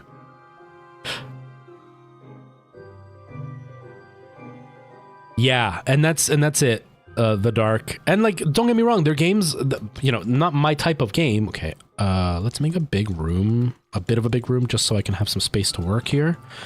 And then I guess we'll just start strip mining. Like I said, they're not my type of game. I just don't like that type of RPG. I don't like that type of setting, like of the settings that they've chosen. I do like the steampunk idea. I just don't like their RPG mechanics. They're just not my... They're not fun to me. They're a little bit too randomized. Do you know what I mean? Because like with Fallout 4, when you're aiming and shooting, it doesn't rely on your accuracy. There's like an actual like luck-based element to it. So it doesn't matter if you're a good aim or not. You could be right on the head and still not make damage. I don't like that. If you're going to get luck-based, do it more like a regular turn-based RPG. But if you're going to give it action, then let it just be the constant damage all the time, instead of it being luck-based completely. So I'm not a fan of it. But that being said, they make immersive worlds that are like gigantic. You know, there are people still playing Skyrim right now, even though there's nothing added to it. There's nothing special about it. They've spent so much time in that world that they just feel like they're a part of it. And that says something. That says something about how well done their stories are. It just sucks that their games are broken. But like I said, they've got a good racket. They know that their fans are going to fix it anyway, so they can get away with the games being broken. It's not like if EA releases something broken, people are not going to enjoy them, because they don't tell stories. All they have is their gameplay. So if it's broken, there is nothing for an EA game or a Call of Duty game. If their gameplay is broken, there is nothing there for them. So they couldn't get away with it. Bethesda, on the other hand, even if their game is completely janky, I mean, whatever that game's called, Mass Effect Andromeda. That game has been lambasted for being such a horribly technically horrible game. Yet it still had its fans that loved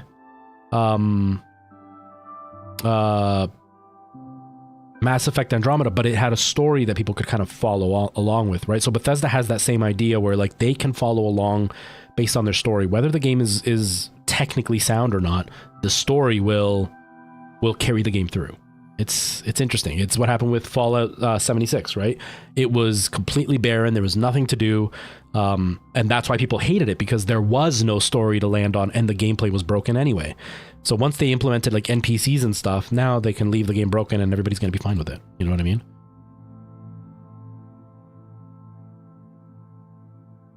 You get your tips with doing your race. You're not that young anymore, but you're still hot, Merle.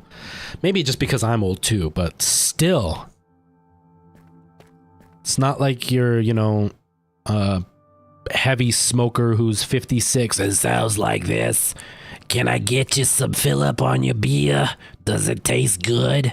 Yeah, I bet that beer tastes good. I get off work at 7 p.m. You want to come back? Sorry about that. You want to come back and pick me up when I'm done my work?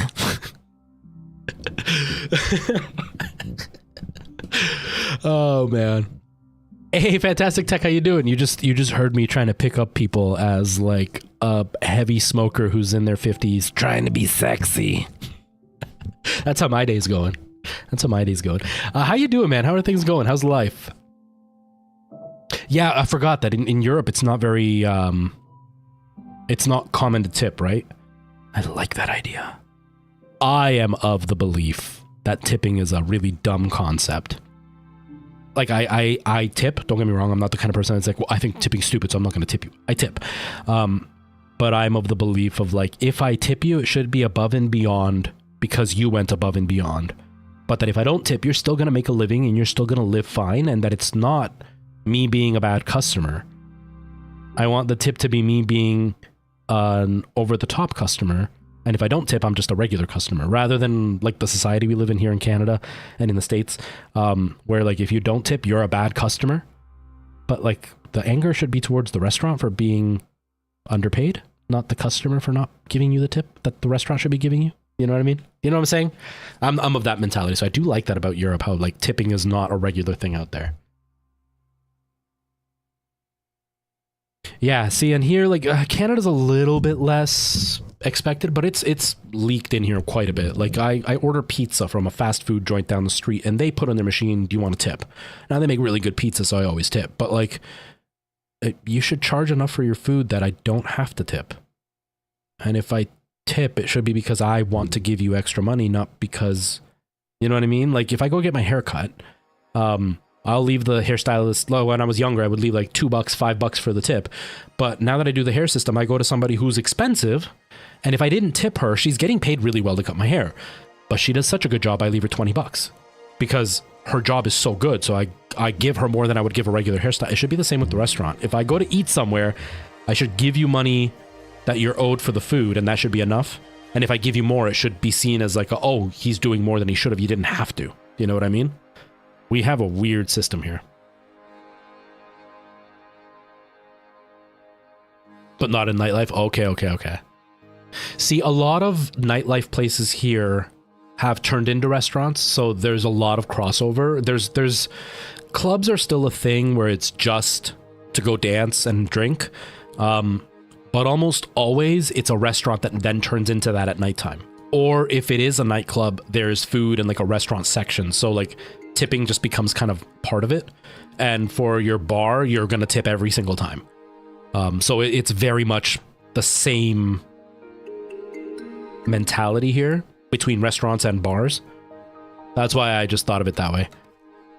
You're not hot to 18-year-olds? I don't know, man. When I was 18, 40 was like my limit. When I was like 18, I was like, women are hot up until about 40. Then after that, then they start looking like mothers, and I'm still a teenager, so I don't want to see a mother. Now I'm like getting close to 40, and I'm like, yeah, women in their 40s are so hot. But yeah, I don't know. I can't think like a teenager anymore, so I can't contradict you, Merle. I can't say that you're wrong. Because I don't think like an 18-year-old. Okay, so let's start strip mining. I guess I should put light down because I don't want mobs to appear. This music is different. This is new music, isn't it? This is new music, right? At least here in Finland, it isn't. Yeah, in a lot of places it isn't. It's going into certain places, but I think a big part of it is because Americans and Canadians travel and do it. And so it's kind of just becoming a thing, especially if you live in an area where there's a lot of tourists. It just kind of becomes a thing, and then it like bleeds in everywhere else. But I think tipping is dumb. Here, actually, they recently implemented laws to up the wage of waiters and waitresses and bars and stuff, because they used to get paid way less than everybody else. Like when I was just out of high school, minimum wage was like $11, I think. And waiters were making like $5 an hour. And then the last time I worked in food, I worked at a restaurant. I wasn't allowed to have tips, but I was getting paid $13 an hour. But the waitresses and waiters were getting paid $7 an hour, but they got tips. And they made way better money than I did, but like, that was weird. Wendell the Wanderer, thank you so much for that follow, for the subscription. I think that was YouTube. Thank you so much. I appreciate that. Welcome. How are you? Welcome to my little corner of the world. But yeah, I think tipping is, it's just a really good way for restaurants to not have to pay their staff. Like, that's all it is. It's just a really good way for restaurants not have to pay their staff. Which is like, it's really unfair to the staff. It's really unfair. Okay. I think that's better.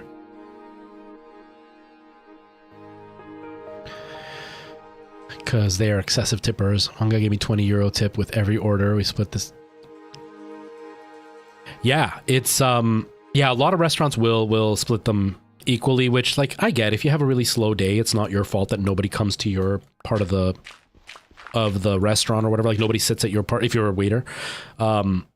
you know, or like if you're at the bar and there's multiple bartenders and that day you just happen to not be getting too many people ordering from you, it wouldn't be fair for you not to get the same amount as everybody else. You put in just as much work.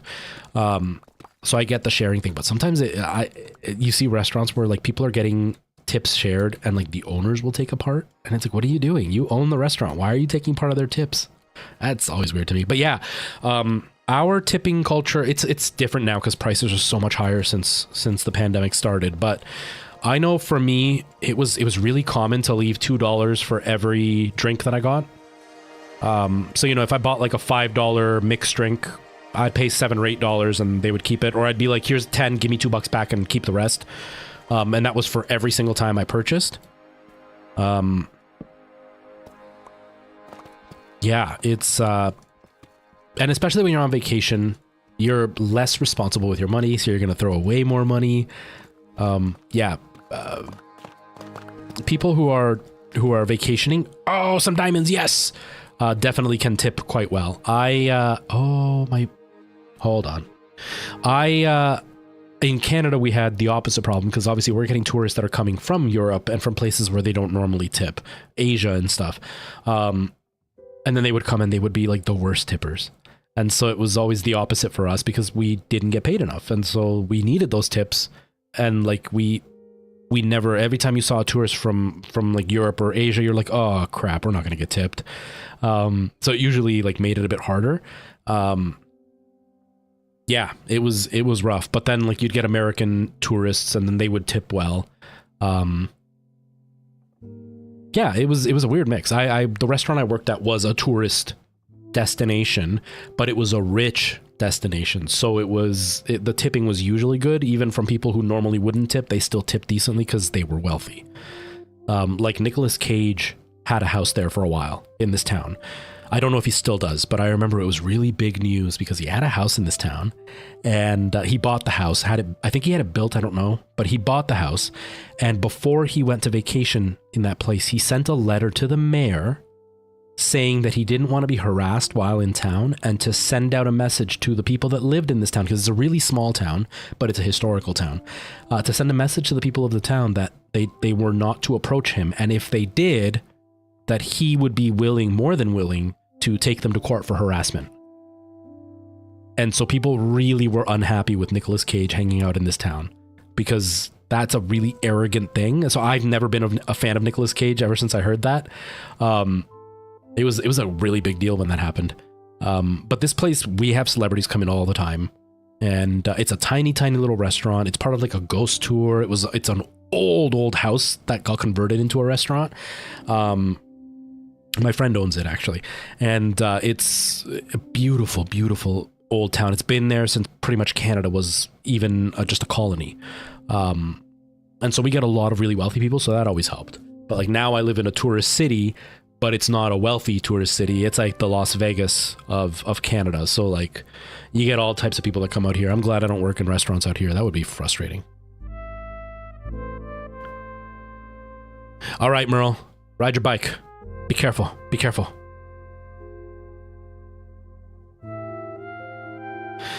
Yeah, I don't know if it was to get better. Like, you would give money to get kind of special treatment, right? Like, you'd walk up to a restaurant and be like, hey, for an extra $20, can you get me in faster? But then the tip at the end was part of it was to show off that you had money.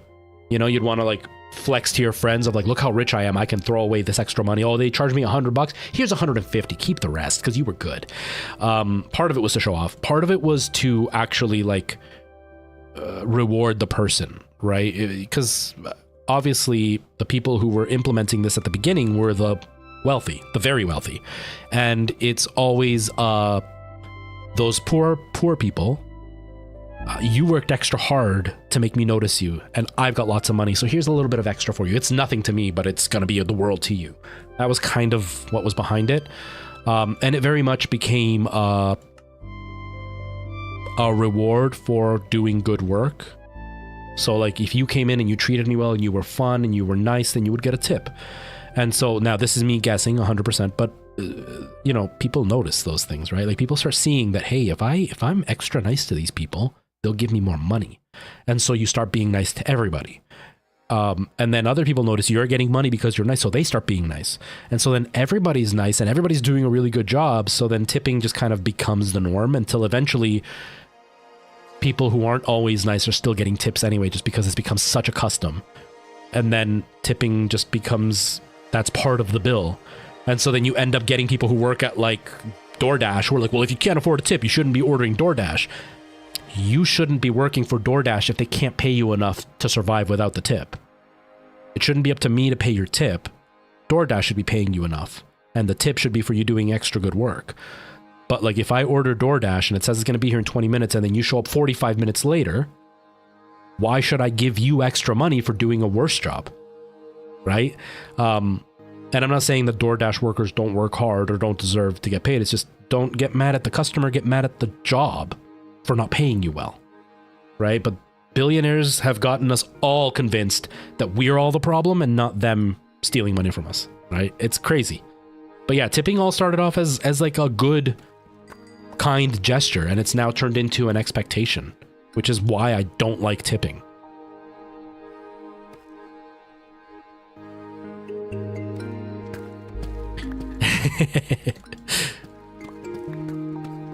Nice, Wheatwin. Nice. Hopefully we win. Jeez. What ended up happening? Like, what was it? How many diamonds did I get for that? I got 9. It takes 7 to do 1 upgrade. Man, there's a lot of new music.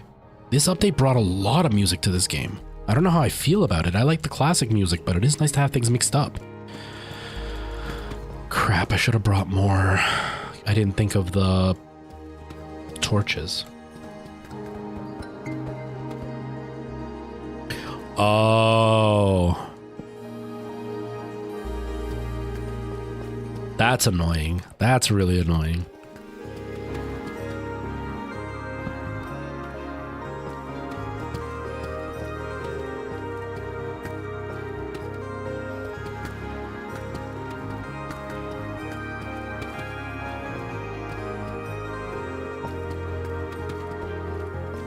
But yeah, I'm not a fan of expectations that are not for a reason. Do you know what I mean? Like I don't like that. It's why I would never be a good business owner. Because I get that when you run a business, you're providing a service. So in reality, the person who hires you is at like a more powerful level than you are. But like my brain can't wrap my head around that, like, we're both business owners, so you shouldn't treat me this way because I am equal to you. We are both business owners, even though I am providing you a service. I can't get my head around that, or like get my head around the when there's a problem, I am expected to fix it. But if there's a problem on your end because you hired me, I shouldn't expect you to fix it. Like, you should just be allowed to continue with the problem. Do you know what I mean? I can't get around that. And so it's kind of the same idea with tipping. Tipping is something that I should do because I feel like you've done something that warrants me giving you extra money than what you would normally get paid. I don't like that it's expected that me tipping you is a sign of me being able to afford to go out and eat. I don't like that. Or that I'm a bad person because I am not providing you with the rest of your paycheck that you should be getting from your restaurant that you work at. So I struggle with those kind of situations, the social mores of life. Okay. So I was able to get a bunch of coal. I do have a bunch of wood. That's great. I don't need clay. Perfect. Get a bunch of sticks. Get rid of diorite. Who likes diorite? Diorite's garbage. Diorite sucks. Perfect. All right. Actually, give me light. Ta-da!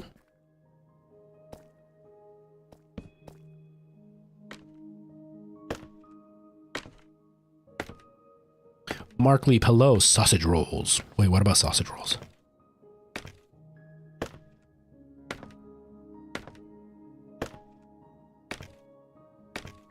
Yeah, like I always tip, right? Just because it's culturally what we do here. So it's like I give in to the pressure, and I'm like I don't feel comfortable not tipping. But I will definitely not tip if I get bad service. Like other people will be like, that service was bad. You're not going to get $20. You're only going to get $5.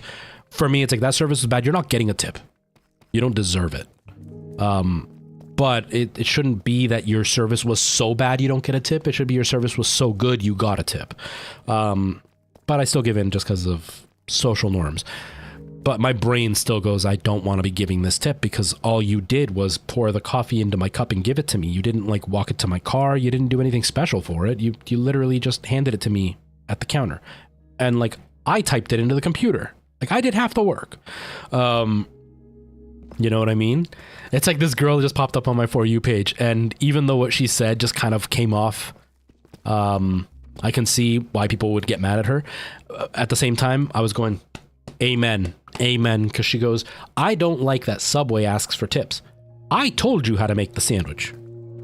I taught you how to make that sandwich. So why should I have to give you a tip? It's like, that's exactly right. You literally walk in a line and tell them how to make the sandwich for you. How does that warrant a tip? Or like I've heard of some places that like the self-checkout asks for tips. What? I did the work. I was the cashier. I'm not getting paid for this. You should tip me.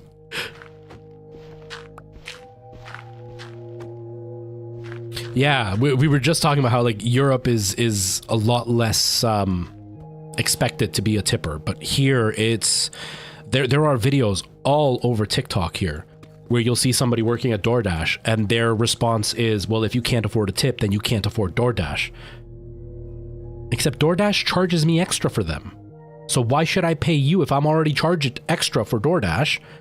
Shouldn't that extra be for you?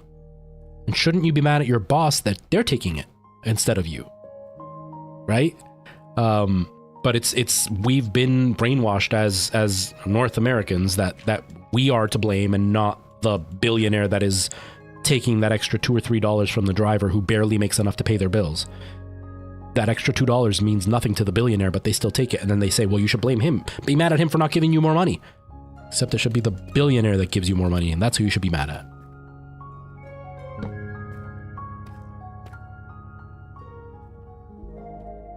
Yeah, it's crazy, Weewin. It's crazy.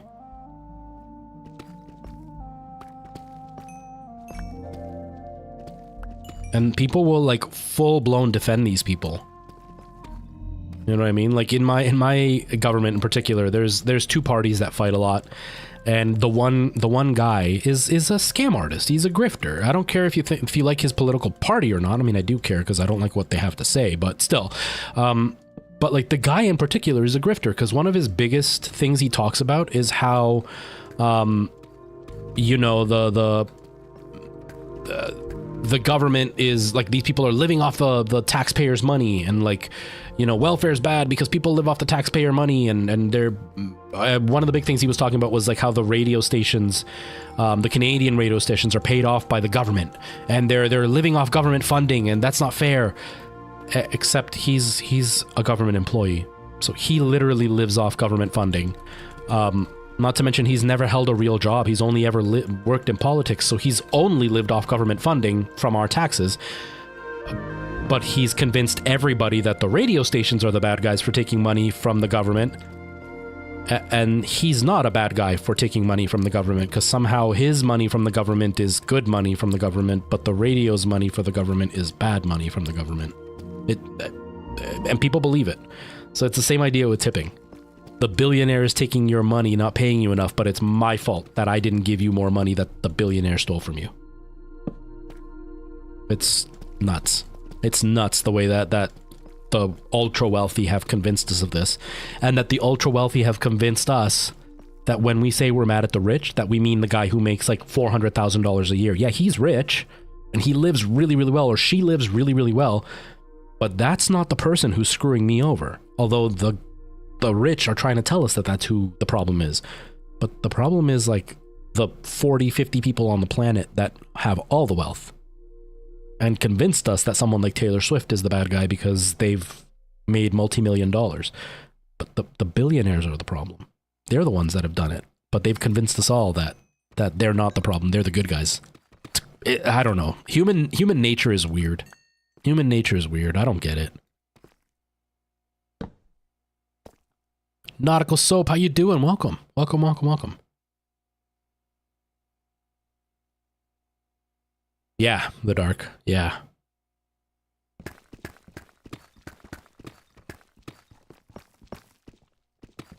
Or like you get a guy who makes like $100,000 getting mad when people are calling out the rich. And it's like, dude, you make $100,000. You're not rich. We're not talking about you. We're not mad at you. We don't care. But you act more arrogant in our face than the billionaire does. That's why you get the heat. The billionaire does it in secret, but he's convinced you that we're hating on you, and we're hating on him, not you, man.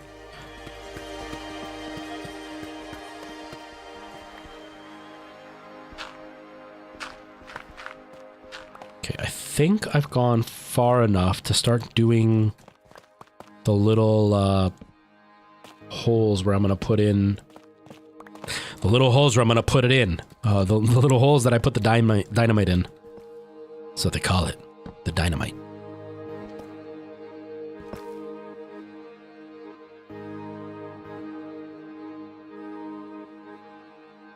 The hole. Okay. Oh, wait, did I bring... I didn't bring... Crap. I didn't bring a thing to start them. Like the... Flint and steel. I do have this. Can I find flint? Can I find flint? I don't have anything that has... If I do... No, this doesn't work for fortune. For whatever it's called, right? For gravel? I don't think it does. We're gonna try, but I don't think it does.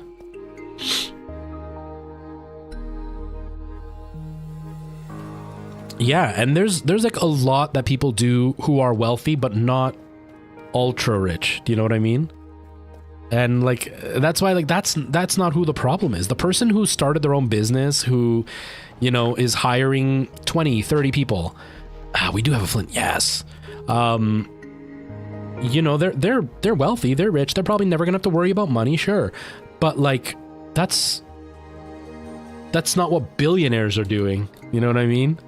Like, my brother is not rich by any means, but he's comfortable. But he's also busting his butt every day working. You know what I mean? And he employs a bunch of people. And so like those people who run those small businesses, they're not the bad guys. It's the huge companies, right?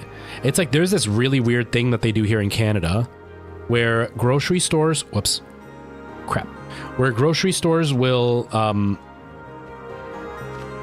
name somebody as the owner, but they're really just a franchisee. They don't actually own the store. But if anything goes wrong at the store wants you to deal with the owner, even though he's not the one or she's not the one making the rules. Oh, there's diamonds. It's a weird concept to me. I don't understand how that works. Because like they'll put the owner, quote unquote, their picture on the wall and be like the owner of this restaurant or of this grocery store, but it's like they don't actually own it though. They're just a franchisee. And the rules are set by you guys.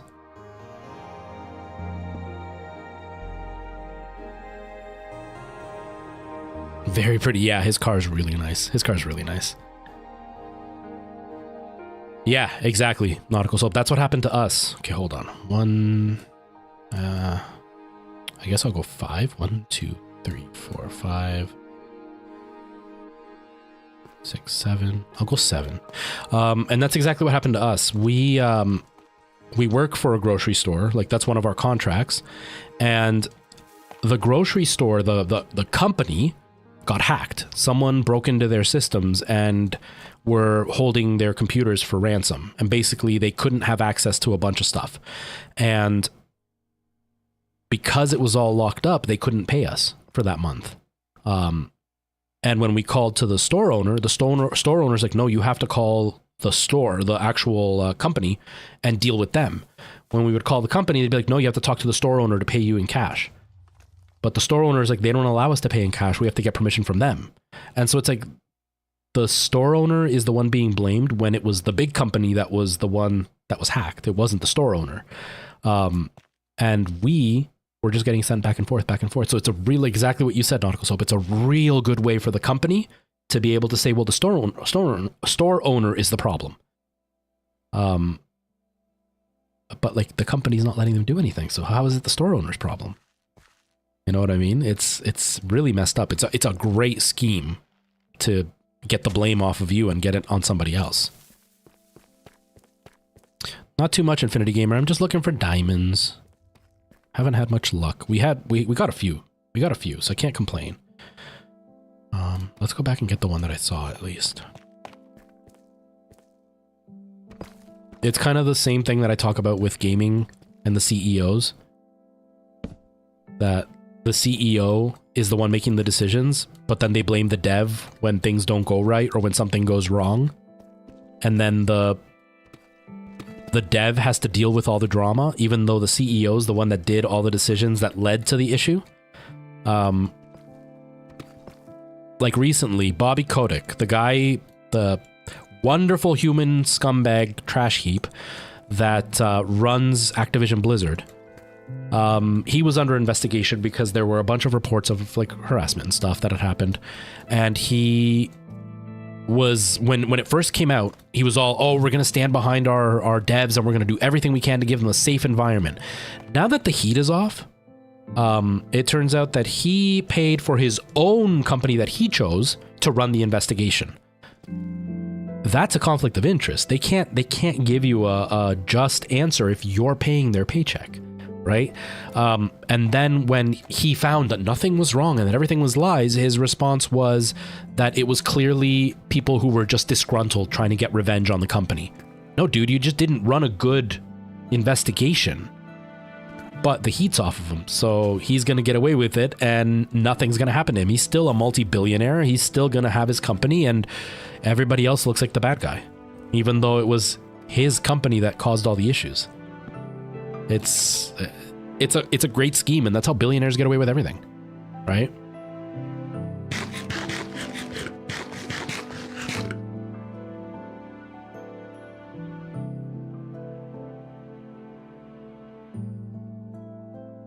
Yeah, the dark, yeah. No, we live in a really messed up world. Really messed up world. Okay, I don't actually know how far I'm supposed to go, and I'm not concentrating at all, so I'm just gonna place it randomly everywhere.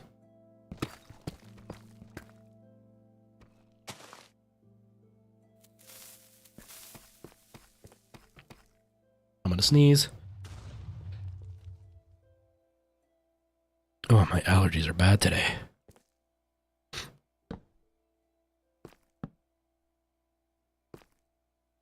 Thank you. Thank you.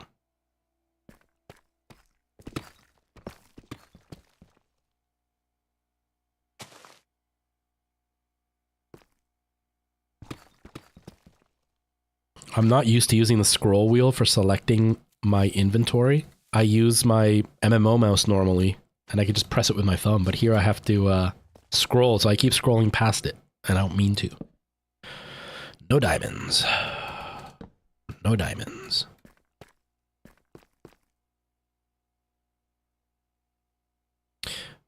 What if I just like put a bunch of TNT down and just blow this hole wide open? Let's do that. Let's do that. I'm getting lazy. I don't know how close I have to be though. 1, 2, 3, 4, 5. 1, 2, 3, 4, 5. 1, 2, 3, 4, 5. 1, 2, 3, 4, 5. 2, 3, 4, 5. Put it on 6. 1, 2, 3, 4, 5. Let's do 6. 1, 2, 3, 4, 5. Damn it. Get out of here. All right, let's see if this works. Run!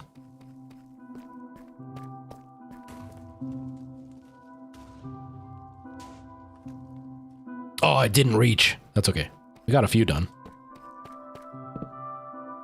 No diamonds.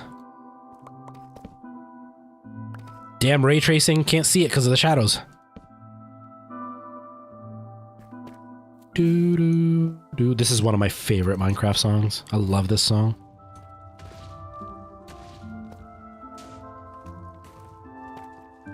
Okay, that kind of did something. It wasn't great, but it was way faster than the other way. That's lapis lazuli. I don't really need that right now. How many diamonds did I end up with? I've got 25. I can do 3 upgrades. I've only got 3 pieces of armor. I could do 3 upgrades at least. I wasn't watching my numbers, so... lapis lazuli, lapis lazuli... Okay, I don't see any other diamonds. Let's keep going. I do like this way of mining, just blowing stuff up. Who doesn't like to blow stuff up in Minecraft? 1, 2, 3, 4, 5. 1, 2, 3, 4. I heard a skeleton. 1, 2, 3, 4, 5. 1, 2, 3, 4, 5. Can I go further than 6? Can I do 7? 1, 2, 3, 4, 5, 6, 7, I think. I don't know. Does that work? Nope. Too far. I think 6 is my ultimate amount.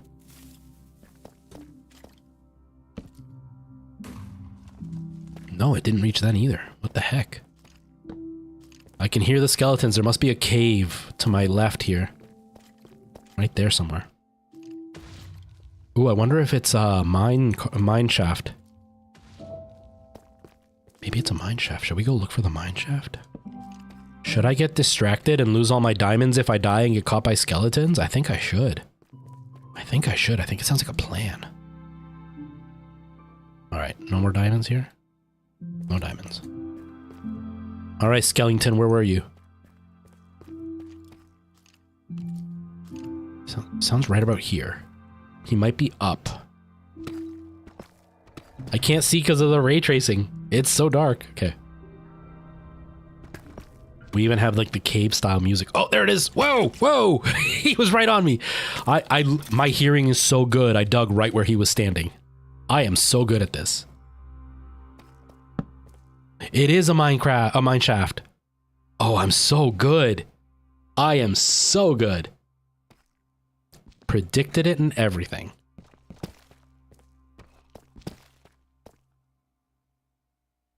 Whoops.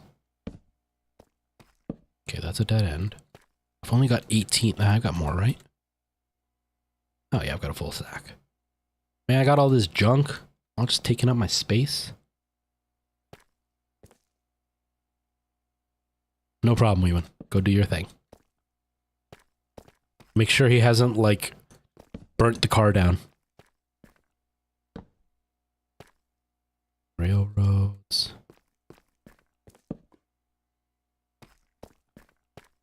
I get scared of mine shafts because I get lost in mine shafts. I find them so hard to, like, navigate through.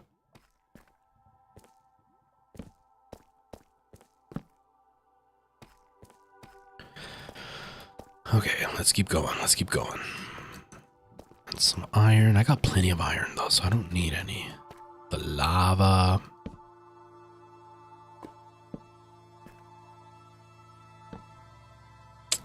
I'm gonna keep the lava just because if anything comes through there, at least it'll be burning if it comes through. And the light helps with the mobs.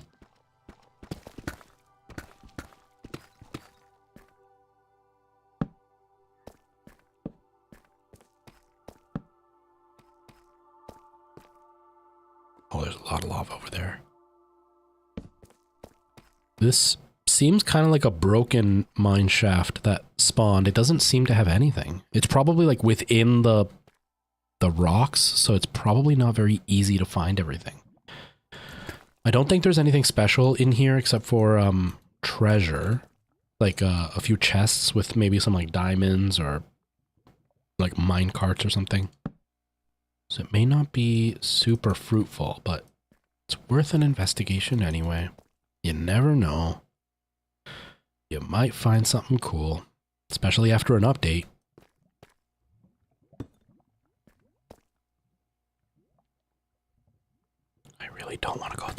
gonna die. I already don't remember what direction I came from.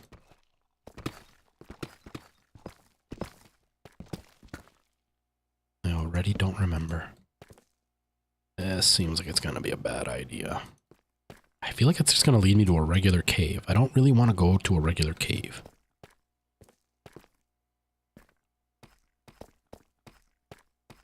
Okay.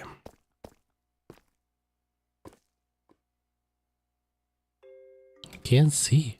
The sneaking in Minecraft is one of the funniest things in the world to me, because you don't actually really crouch. You just kind of like tilt your head down. That's what it feels like in the vision.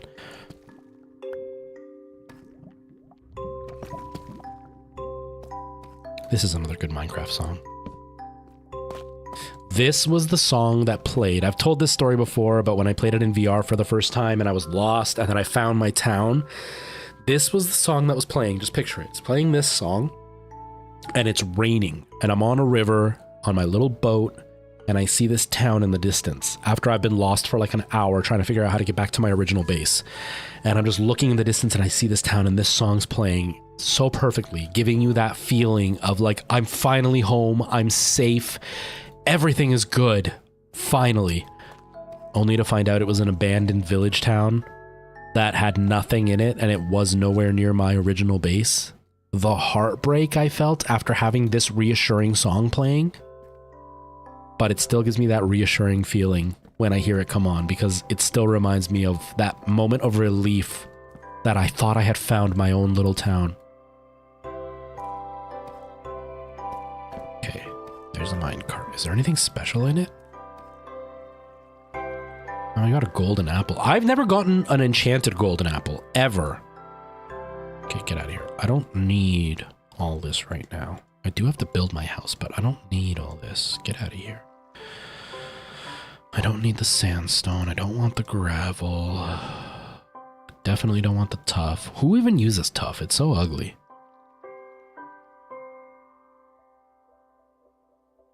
I mean, I'm gonna keep mining anyway, so I don't need this stuff. I don't want the lapis. I do want the bread though, because I'm running low on food. I'm gonna get so lost. I'm gonna get so lost, oh god.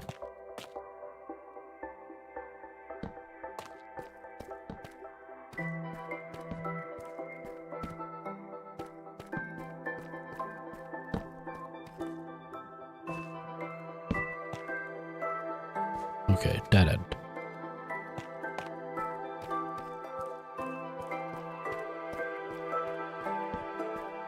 Oh! Oh, but if it spawned in the block, there's probably not a chest in... Oh, there is! Cool. I didn't expect that. That's a nice little surprise. We're deeper into the cave, and we are gonna get lost. I know we are. I'm gonna have to just dig straight out, because I'm not gonna know how to get home from here. This is bad. Okay. What's in here? Glowberries. Who wants glowberries? I will take the iron, though, and I will take the coal, and I'll definitely take the torches.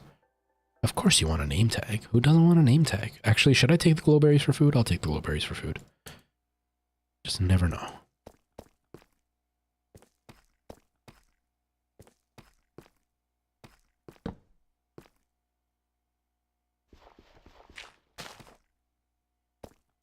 Ray tracing makes things move weird. When the sand falls when you're using ray tracing, it just kind of disappears and then reappears. It used to do a really weird glitch where the ray tracing would actually make blocks as you were mining them. It would make the block... What's that? Did you see that? Oh, it's just shining. It would make the block disappear, then it would reappear, and then it would explode and disappear. It was a really weird animation glitch that it was doing because of the ray tracing. The ray tracing really messes with the animations in Minecraft, and I don't know why. Okay, what's down here? Is that more mine, or is that just a cave? I think it's just a cave. All right.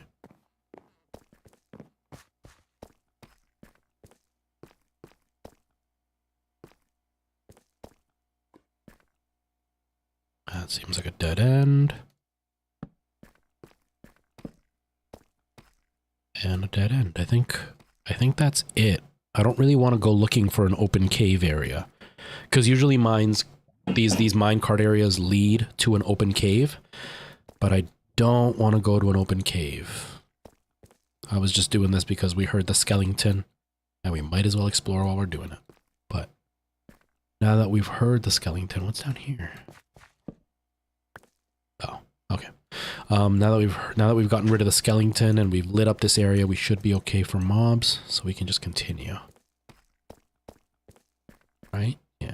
Now, the question is, where the hell do we continue to? Because I don't remember how to get back now.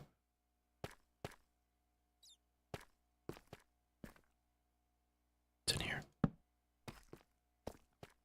I don't think it's over there. Oh, this was bad. Okay, that was the other treasure thing we found. So this is where it's really bad that I have zero sense of direction, because I get very lost very easily in these games. Oh, there's more cave. Okay. I get really lost in these games. It happened to me a lot in Subnautica, where I would get completely lost. I would dive into a cave real deep. I'd go real deep. And I would end up wandering around for hours, not knowing how to get out. And my sense of direction made it impossible for me to find the way out without just being lucky. And usually by the time I'm trying to get out, I'm starting to feel exhausted mentally. And I'm starting to usually get nauseated. Like, I get nauseated. I guess it must be the stress that makes me nauseated when I get lost. I just start feeling nauseous. I'm just like, ugh, I just need to get out of here. And so I start feeling sick. And with Subnautica in VR, that is not a good feeling to have when you're lost. Because then you start to really feel sick, because you're usually like disoriented in what direction you're heading, and you're trying not to die, and you have to watch your oxygen and your food and your batteries on whatever it is you're traveling with. And oh, it builds up. It adds up real quick. There's another one over there. Holy crap, this goes on forever. Okay, so this is where I'm going. This is where I'm going. Can I, like, this way? Maybe? That's kind of like an arrow. That's kind of like an arrow to point where I'm supposed to go, but I see more over there. Now I have to explore this.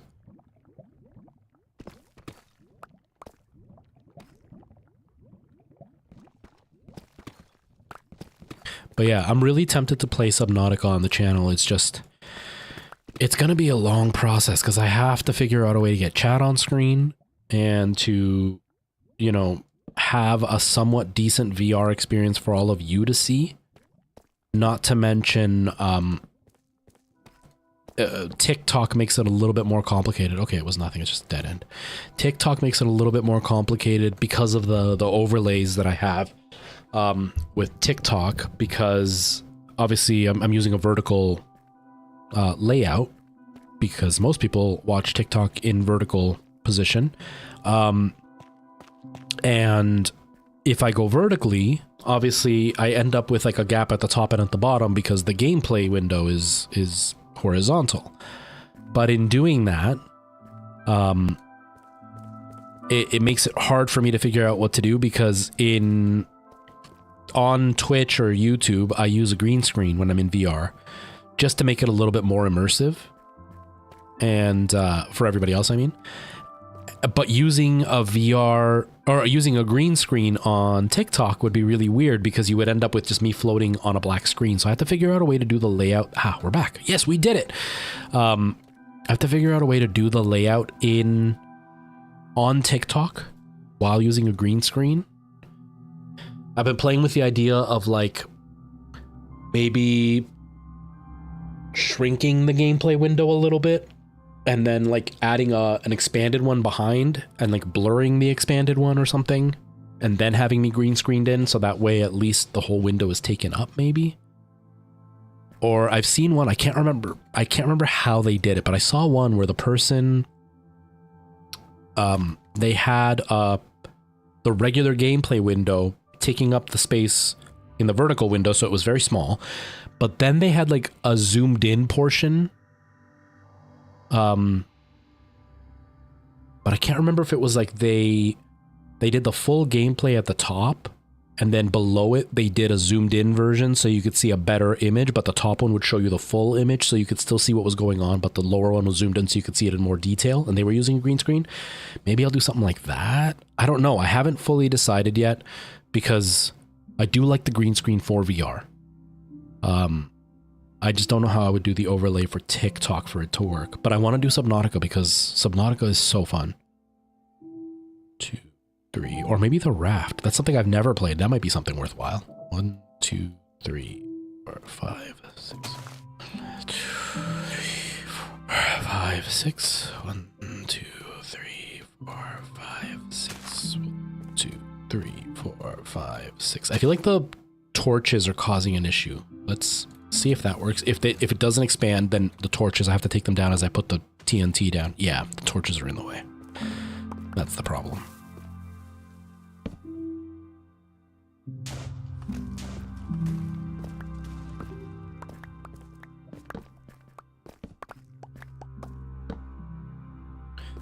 No diamonds.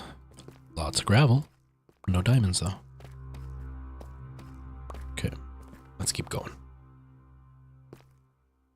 1, 2, 3, 4, 5, 6. Oops. 1, 2, 3, 4, 5, 6. 3, 4, 5, 6. 1, 2, 3, 4, 5, 6. 3, 4, 5, 6. 1, 2, 3, 4, 5, 6. 1, 2, 3, 4, 5, and 6. All right, let's see.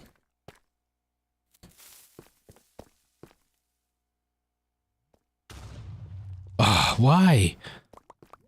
Is it randomized? Is that what happens? The explosion is randomized on how big the damage window is? Maybe I'll have to do just 5 so it's guaranteed every time. See? 6 every time, and that one worked. They all worked except for the first one. That's really weird. Okay. I don't see any more diamonds. Lots of lapis lazuli and gold, but no diamonds. Why didn't you work, you jerk?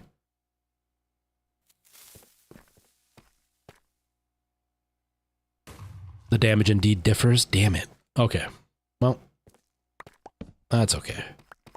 Thank you for letting me know. Well, I guess we'll just go 5s. We'll go 5Zs. 5Zs.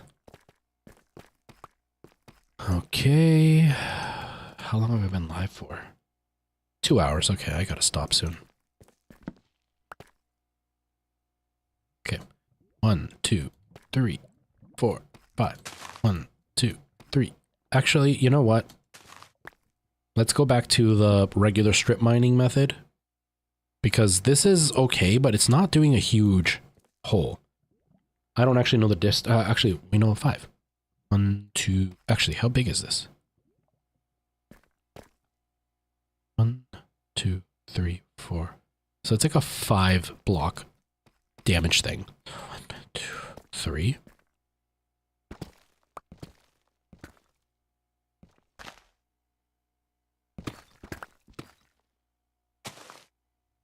4, 5.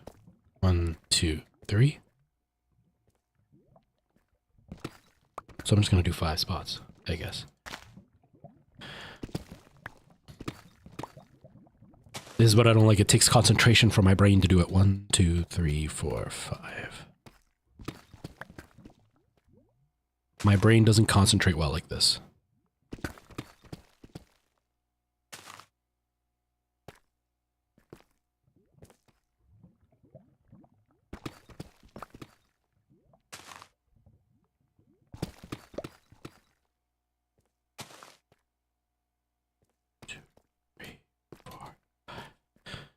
Next stream, I'm going to have to make a whole bunch of beds. So that way I can do some, what's it called? Netherite farming, because we need ancient debris. 3, 4, or not farming, mining, you know what I mean. You know what I'm trying to say. I'll be alive tomorrow. I'm definitely not going to play Minecraft tomorrow. Either 7 days or Dead Island. I haven't quite decided yet. We'll see how I feel. Basically.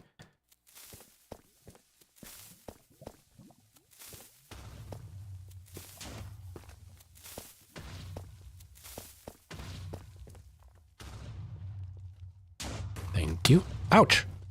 What else blew up? Oh, there was one over here. I forgot there was one on this side. And this side. Okay.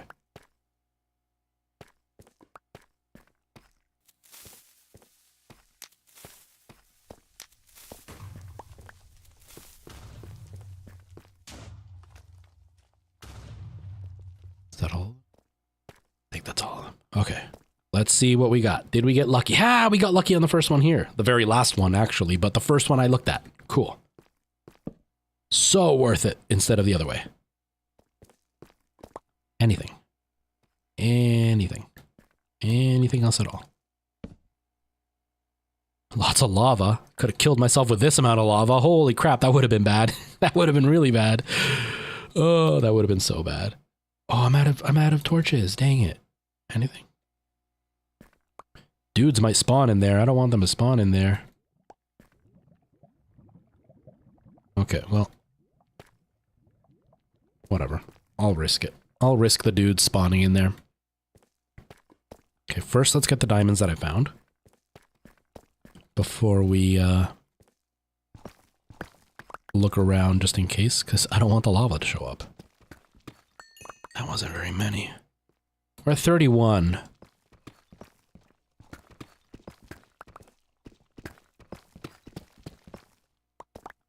Okay, I think that's all the luck I was gonna have.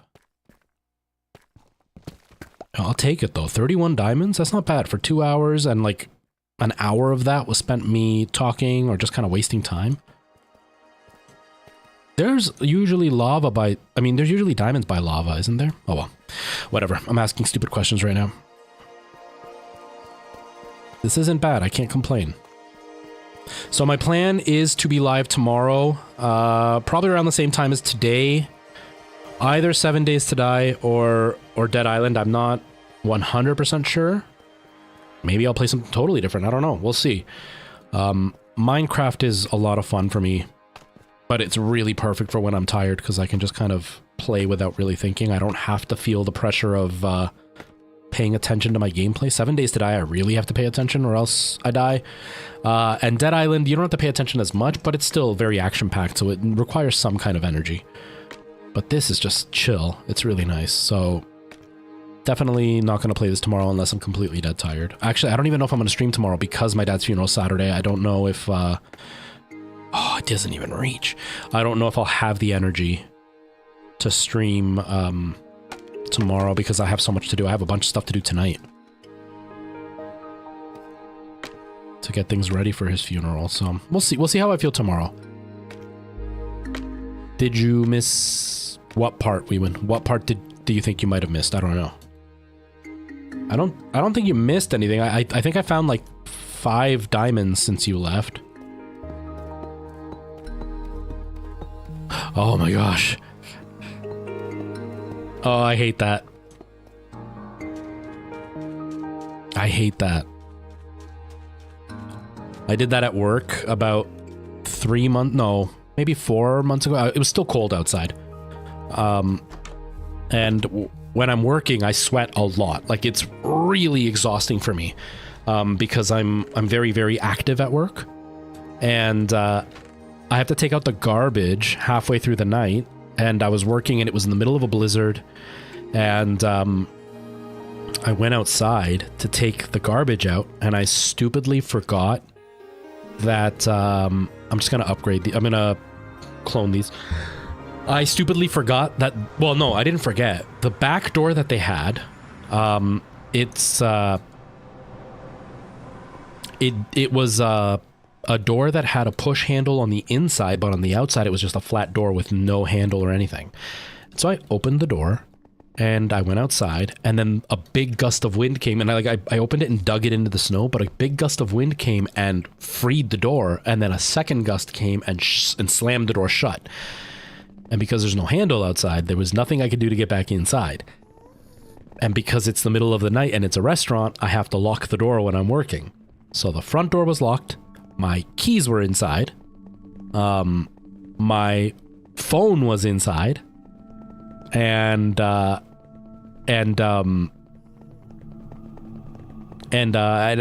was sweating, so I was wearing pants and a t-shirt. And so I go outside to ask for help. Nobody's willing to help me. One lady tried to help me, but we couldn't get in. And then I had to call my brother and wait outside for almost an hour in a blizzard, in a t-shirt, after I had spent, 3 hours sweating up a storm inside and without my phone. So thankfully, at that time, I had my AirPods.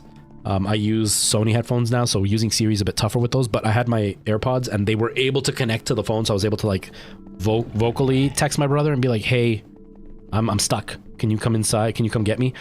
And then I just had to sit there in the dark, freezing my butt off. I was able to like press the earbuds and then they started playing one of my audiobooks, but it was, it sucked being locked outside. Oh man. Oh, I had to walk through the backyard, but I'm lazy.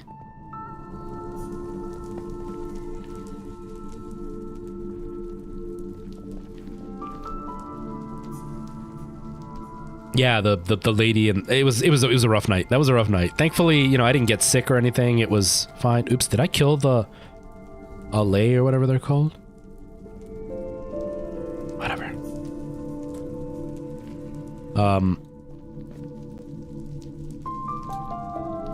But yeah, it was that was a rough night. I remember that night was not fun. It was not fun.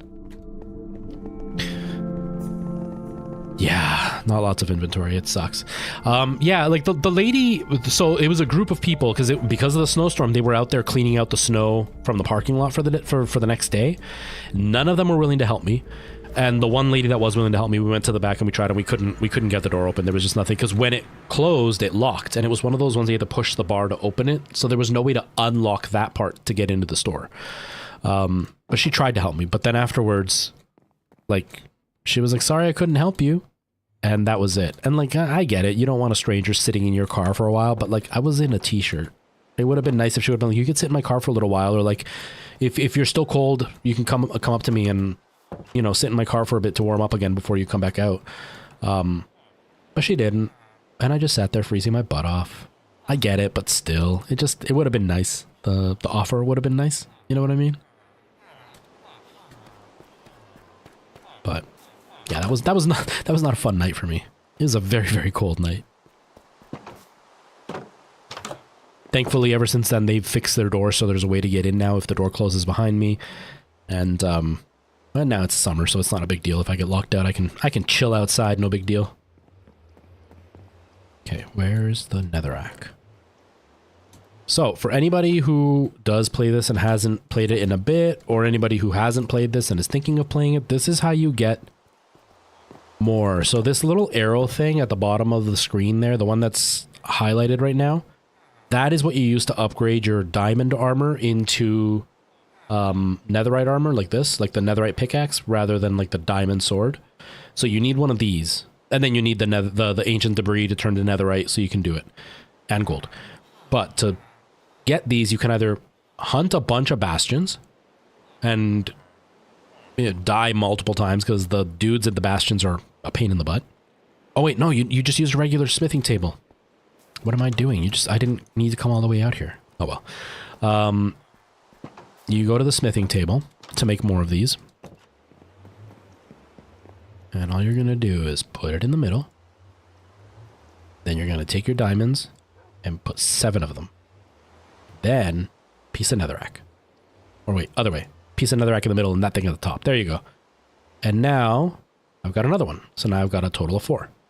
And then I do it again. And now I've got a total of 5. And then I do it again. I got 6. So we have enough for 7 of them, which is great. And I still think I have 2 more diamonds in the other place. So with 1 more diamond, we could get 8. I want to keep 1 always, just in case, because if I ever lose my equipment, I can just make more of these with more diamonds. But we need 1 for the helmet. So 1, 2, 3, 4 for all the armor pieces. 5 for the sword. 6 for the shovel. 7 for the axe. And 8 for my secondary pickaxe. So I just need 1 more of these. I need 2 more, but 1 more of these to upgrade all my stuff. I don't have boots right now, so that's something I do need to get diamonds for. But that's perfect. We made quite a good amount of progress. I can't complain. I cannot complain. Now, finding ancient debris is a lot harder because with diamonds, you can find clusters with multiple diamonds in them. With ancient debris, the clusters are as big as like 3, I think is the biggest I've seen. With diamonds, you can get a cluster of 8. And with diamonds, when you pick them, if you have fortune, so I have fortune 3 on my pickaxe. Fortune is how lucky you are with the drop. With the pickaxe, you can get up to 3 diamonds for every one. Or is it up to 5 diamonds? I think 5 is the maximum you can get for every 1 block you find. So if you do an 8 stack, you had very low chances, but you could potentially, I think, do up to 40 diamonds off of 1 8 stack, or 30 diamonds off of 1 8 stack. It's really, really, really, really next to impossible, but it could happen. But with ancient debris, 1 only drops 1, and you need 3 ancient debris for one netherite piece, and I need 7 netherite pieces, so I'm gonna need 21 ancient debris, and the pickup rate is way lower. Like I've spent up to 3 hours just picking up ancient debris and still not had enough for everything. Mind you, with ancient debris, there's a much more regulated and easier to mine format. You do the same thing. You dig the holes, you put instead of putting TNT, you put beds in, and the beds make a bigger explosion. And so you can get a much bigger room emptied, and you can see the ancient debris a lot easier. So in that way, it's a little bit easier, but we'll see. We'll see what happens. It's going to be a really, really long thing. I didn't know you could do 4 chickens from 1 egg. I've barely ever gotten 1 chicken from 1 egg. Oh man, John, how you doing? Welcome. Nice to see you too. You are literally joining us at the very, very end. I'm just about to go. I gotta head out because I've been streaming for an hour, 2 hours and a half, which is short, I know, but right now that's kind of what I'm doing because I'm building up to longer streams. For anybody who is joining and hasn't had a chance to kind of hang out for the last little while, I am streaming every, knock on wood, every Monday, Tuesday, Thursday, Friday right now. I started about 2 hours ago. That's roughly when I'm starting around, for my time, it was around like 1:30, 2 o'clock when I started. That's kind of when I've been starting. Tomorrow, I'm on the fence on whether or not I'm going to stream because my dad's funeral's for Saturday, and I'm going to be incredibly busy. And so I don't know if I want to stream because Saturday is really going to suck for me. Not just because it's the funeral, but it's I work Friday night. Tomorrow is my day back at work, but I usually don't get home till around like 4:30 in the morning. So by the time I'm home, I, get ready for bed and do all that stuff. It's usually closer to like 5:30, almost 6 in the morning. My dad's funeral starts at, I think it's 1 o'clock. Is it 1 or 12? Let me double check here. I can't remember. Let me check real quick. So it's from 2. I have to double check with my brother. I'm not sure if we're going to be there earlier or if we're getting there at 2. But let's say we get there at 2. It's an hour drive from here, so I have to leave here at 1. It takes me about an hour to get ready, so I have to be up at 12 at the earliest. I had said earlier numbers before. I thought it was at 12, but it's at 2.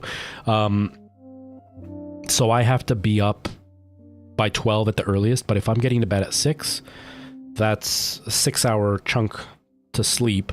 And that's thinking that I'm going to get home and like go to sleep right away. I usually toss and turn for a while. So like 6 hours is the maximum I'm going to be able to sleep. And then I work again. So that's from 2 to 6. By the time we take down and I get home and stuff, it's going to be closer to like 8 o'clock at night. And then I'm back at work at 9.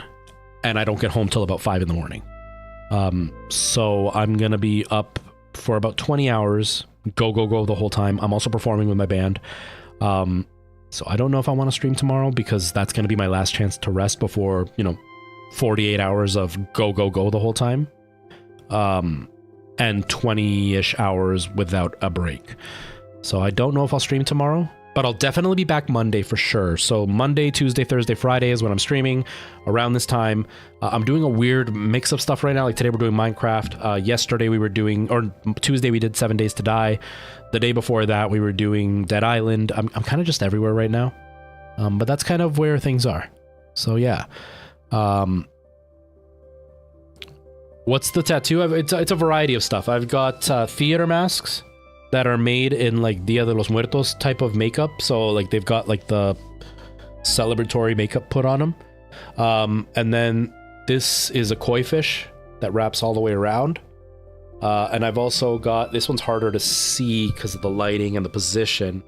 Stop it. Stop it. You can't see it because the NVIDIA thing is blurring it. But this is a zombie pinup girl. And she's sitting on a skull.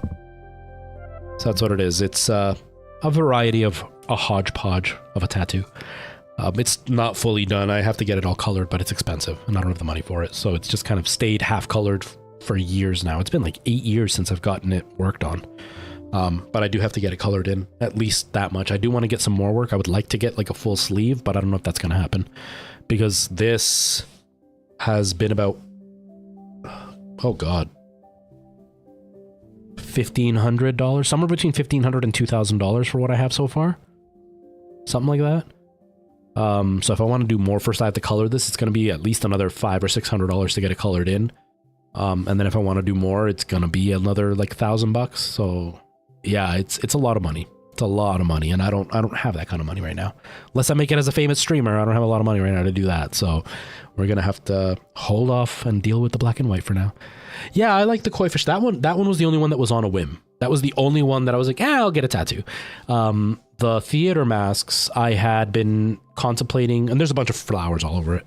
The theater masks I had been talking about since I was about 16. Because I really got into drama in high school at that point. And I was like, I'm going to do theater masks, but I didn't want to get a tattoo and change my mind. Because I'm very, very fickle with the things that I like. And so you can't really tell because I've kind of stuck with the same style of hairdo, but like I was the kind of person that did different hairstyles all the time. Even for a little while with this system, I had a different hairstyle, but the system was wrong on my head. My fault. And I didn't like how the hairdo looked.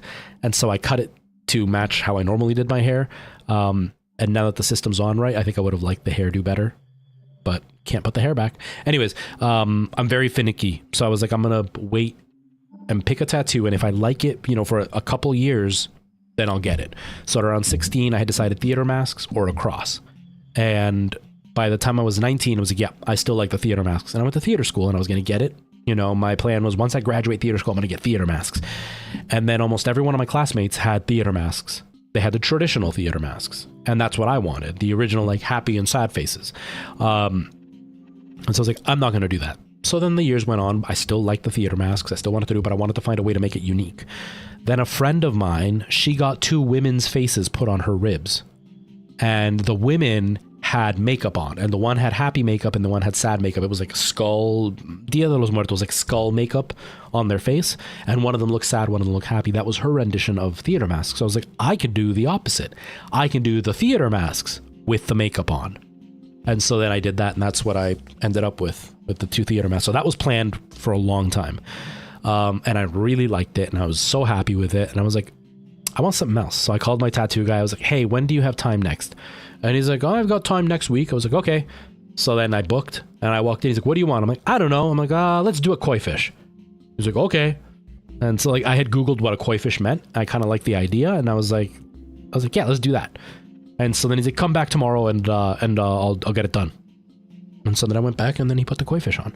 And then the pinup girl, I always wanted a pinup girl and I always wanted a zombie.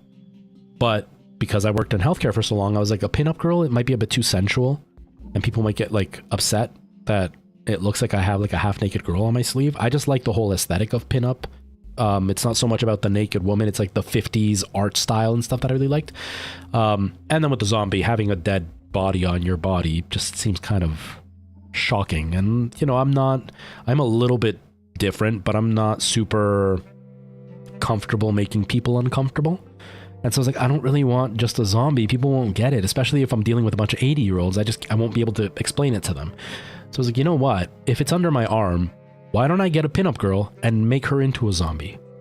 And so then I went to this really great artist. I showed her like 6 or 7 pictures of like the zombie style that I wanted, and then like 6 or 7 pictures of pinup girls. Like I like the dress on this one. I like the way that she's sitting in this one. I like her hair. And she's like, all right, give me a week to work on it. And then she worked on it, and I loved it. And I've named her Lucy. Her name is Lucy, and because you can't see it because of the NVIDIA... Actually, I can just turn off the NVIDIA broadcasting. Let me turn off NVIDIA broadcasting.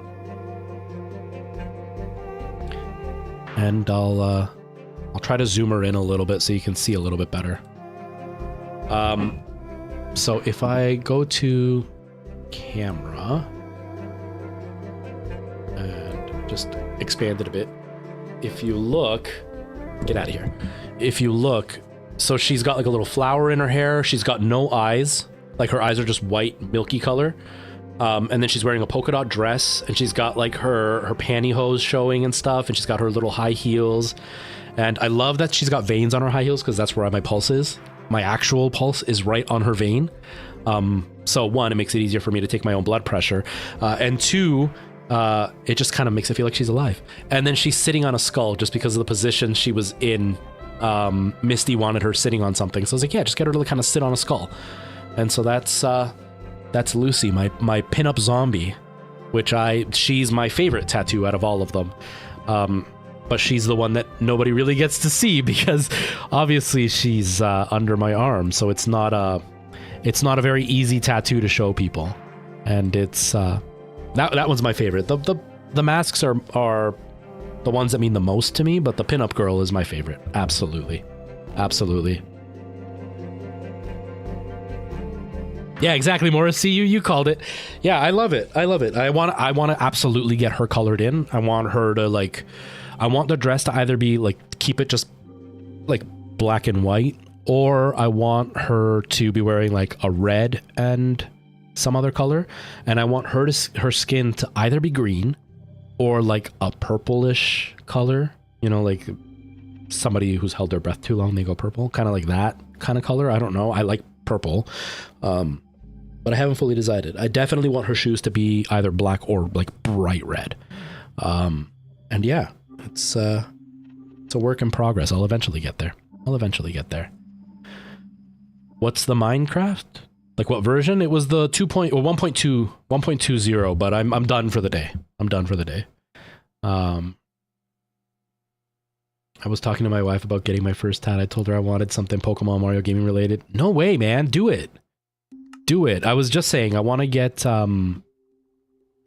more put on. I don't have the money right now. My plan is to do more down the arm. And I've already settled on I want to get the bonfire from Dark Souls. One of the bonfires from Dark Souls, not any particular one, just something based on that kind of bonfire with the sword and everything. I definitely want to get that. And there was a while where I wanted to do something Zelda related, have Link or something on my arm. You know what I mean? Do it, man. I love tattoos, but gaming tattoos are really cool. I like those. Obviously everybody has them, so it's not it's not going to be super unique, but I think it's cool. You should do it. If your wife isn't gonna leave you, do it. Got my first tax paid, $100 for it. Tiny hand tat. Honestly, I'm not big into the tattoo world, so I couldn't give you any tips that would be worthwhile at all. Couldn't give you any tips. Because recently I've been seeing a lot more people talk about very fine tattoos, really thin lines, and showing how much better tattooing has gotten. Years later, the tattoo still looks okay. I had learned my whole time researching it that thin tattoos look great for the first couple of years, and then they blur out because your skin eats away at the tattoo over years. And so I was always of the thought that you don't get very fine art tattoos because they blur out and then they look really gross over time. But apparently the technology's changed a lot over the last 10 or 15 years, that it's become way, way longer lasting and much better at maintaining the thin lines. That's how out of touch I am. I have no idea. So I wouldn't be able to give you any kind of tips. I would suggest come up with an idea of what you would like to have as a replacement. Some kind of theme or some kind of if it's oh, I want to get, Mario, or I want to get, a cross or whatever. Come up with that idea and then talk to a tattoo artist about it. So that way they can give you their experience and expertise, and they can change what it is that you're thinking about in order to make it work with whatever it is your tattoo already is. Because if you come in with an idea already in mind, it may not work to cover up the tattoo properly, and you may end up with just a okay tattoo with another one kind of obvious behind it. You know what I mean? That would be the only suggestion I can give you.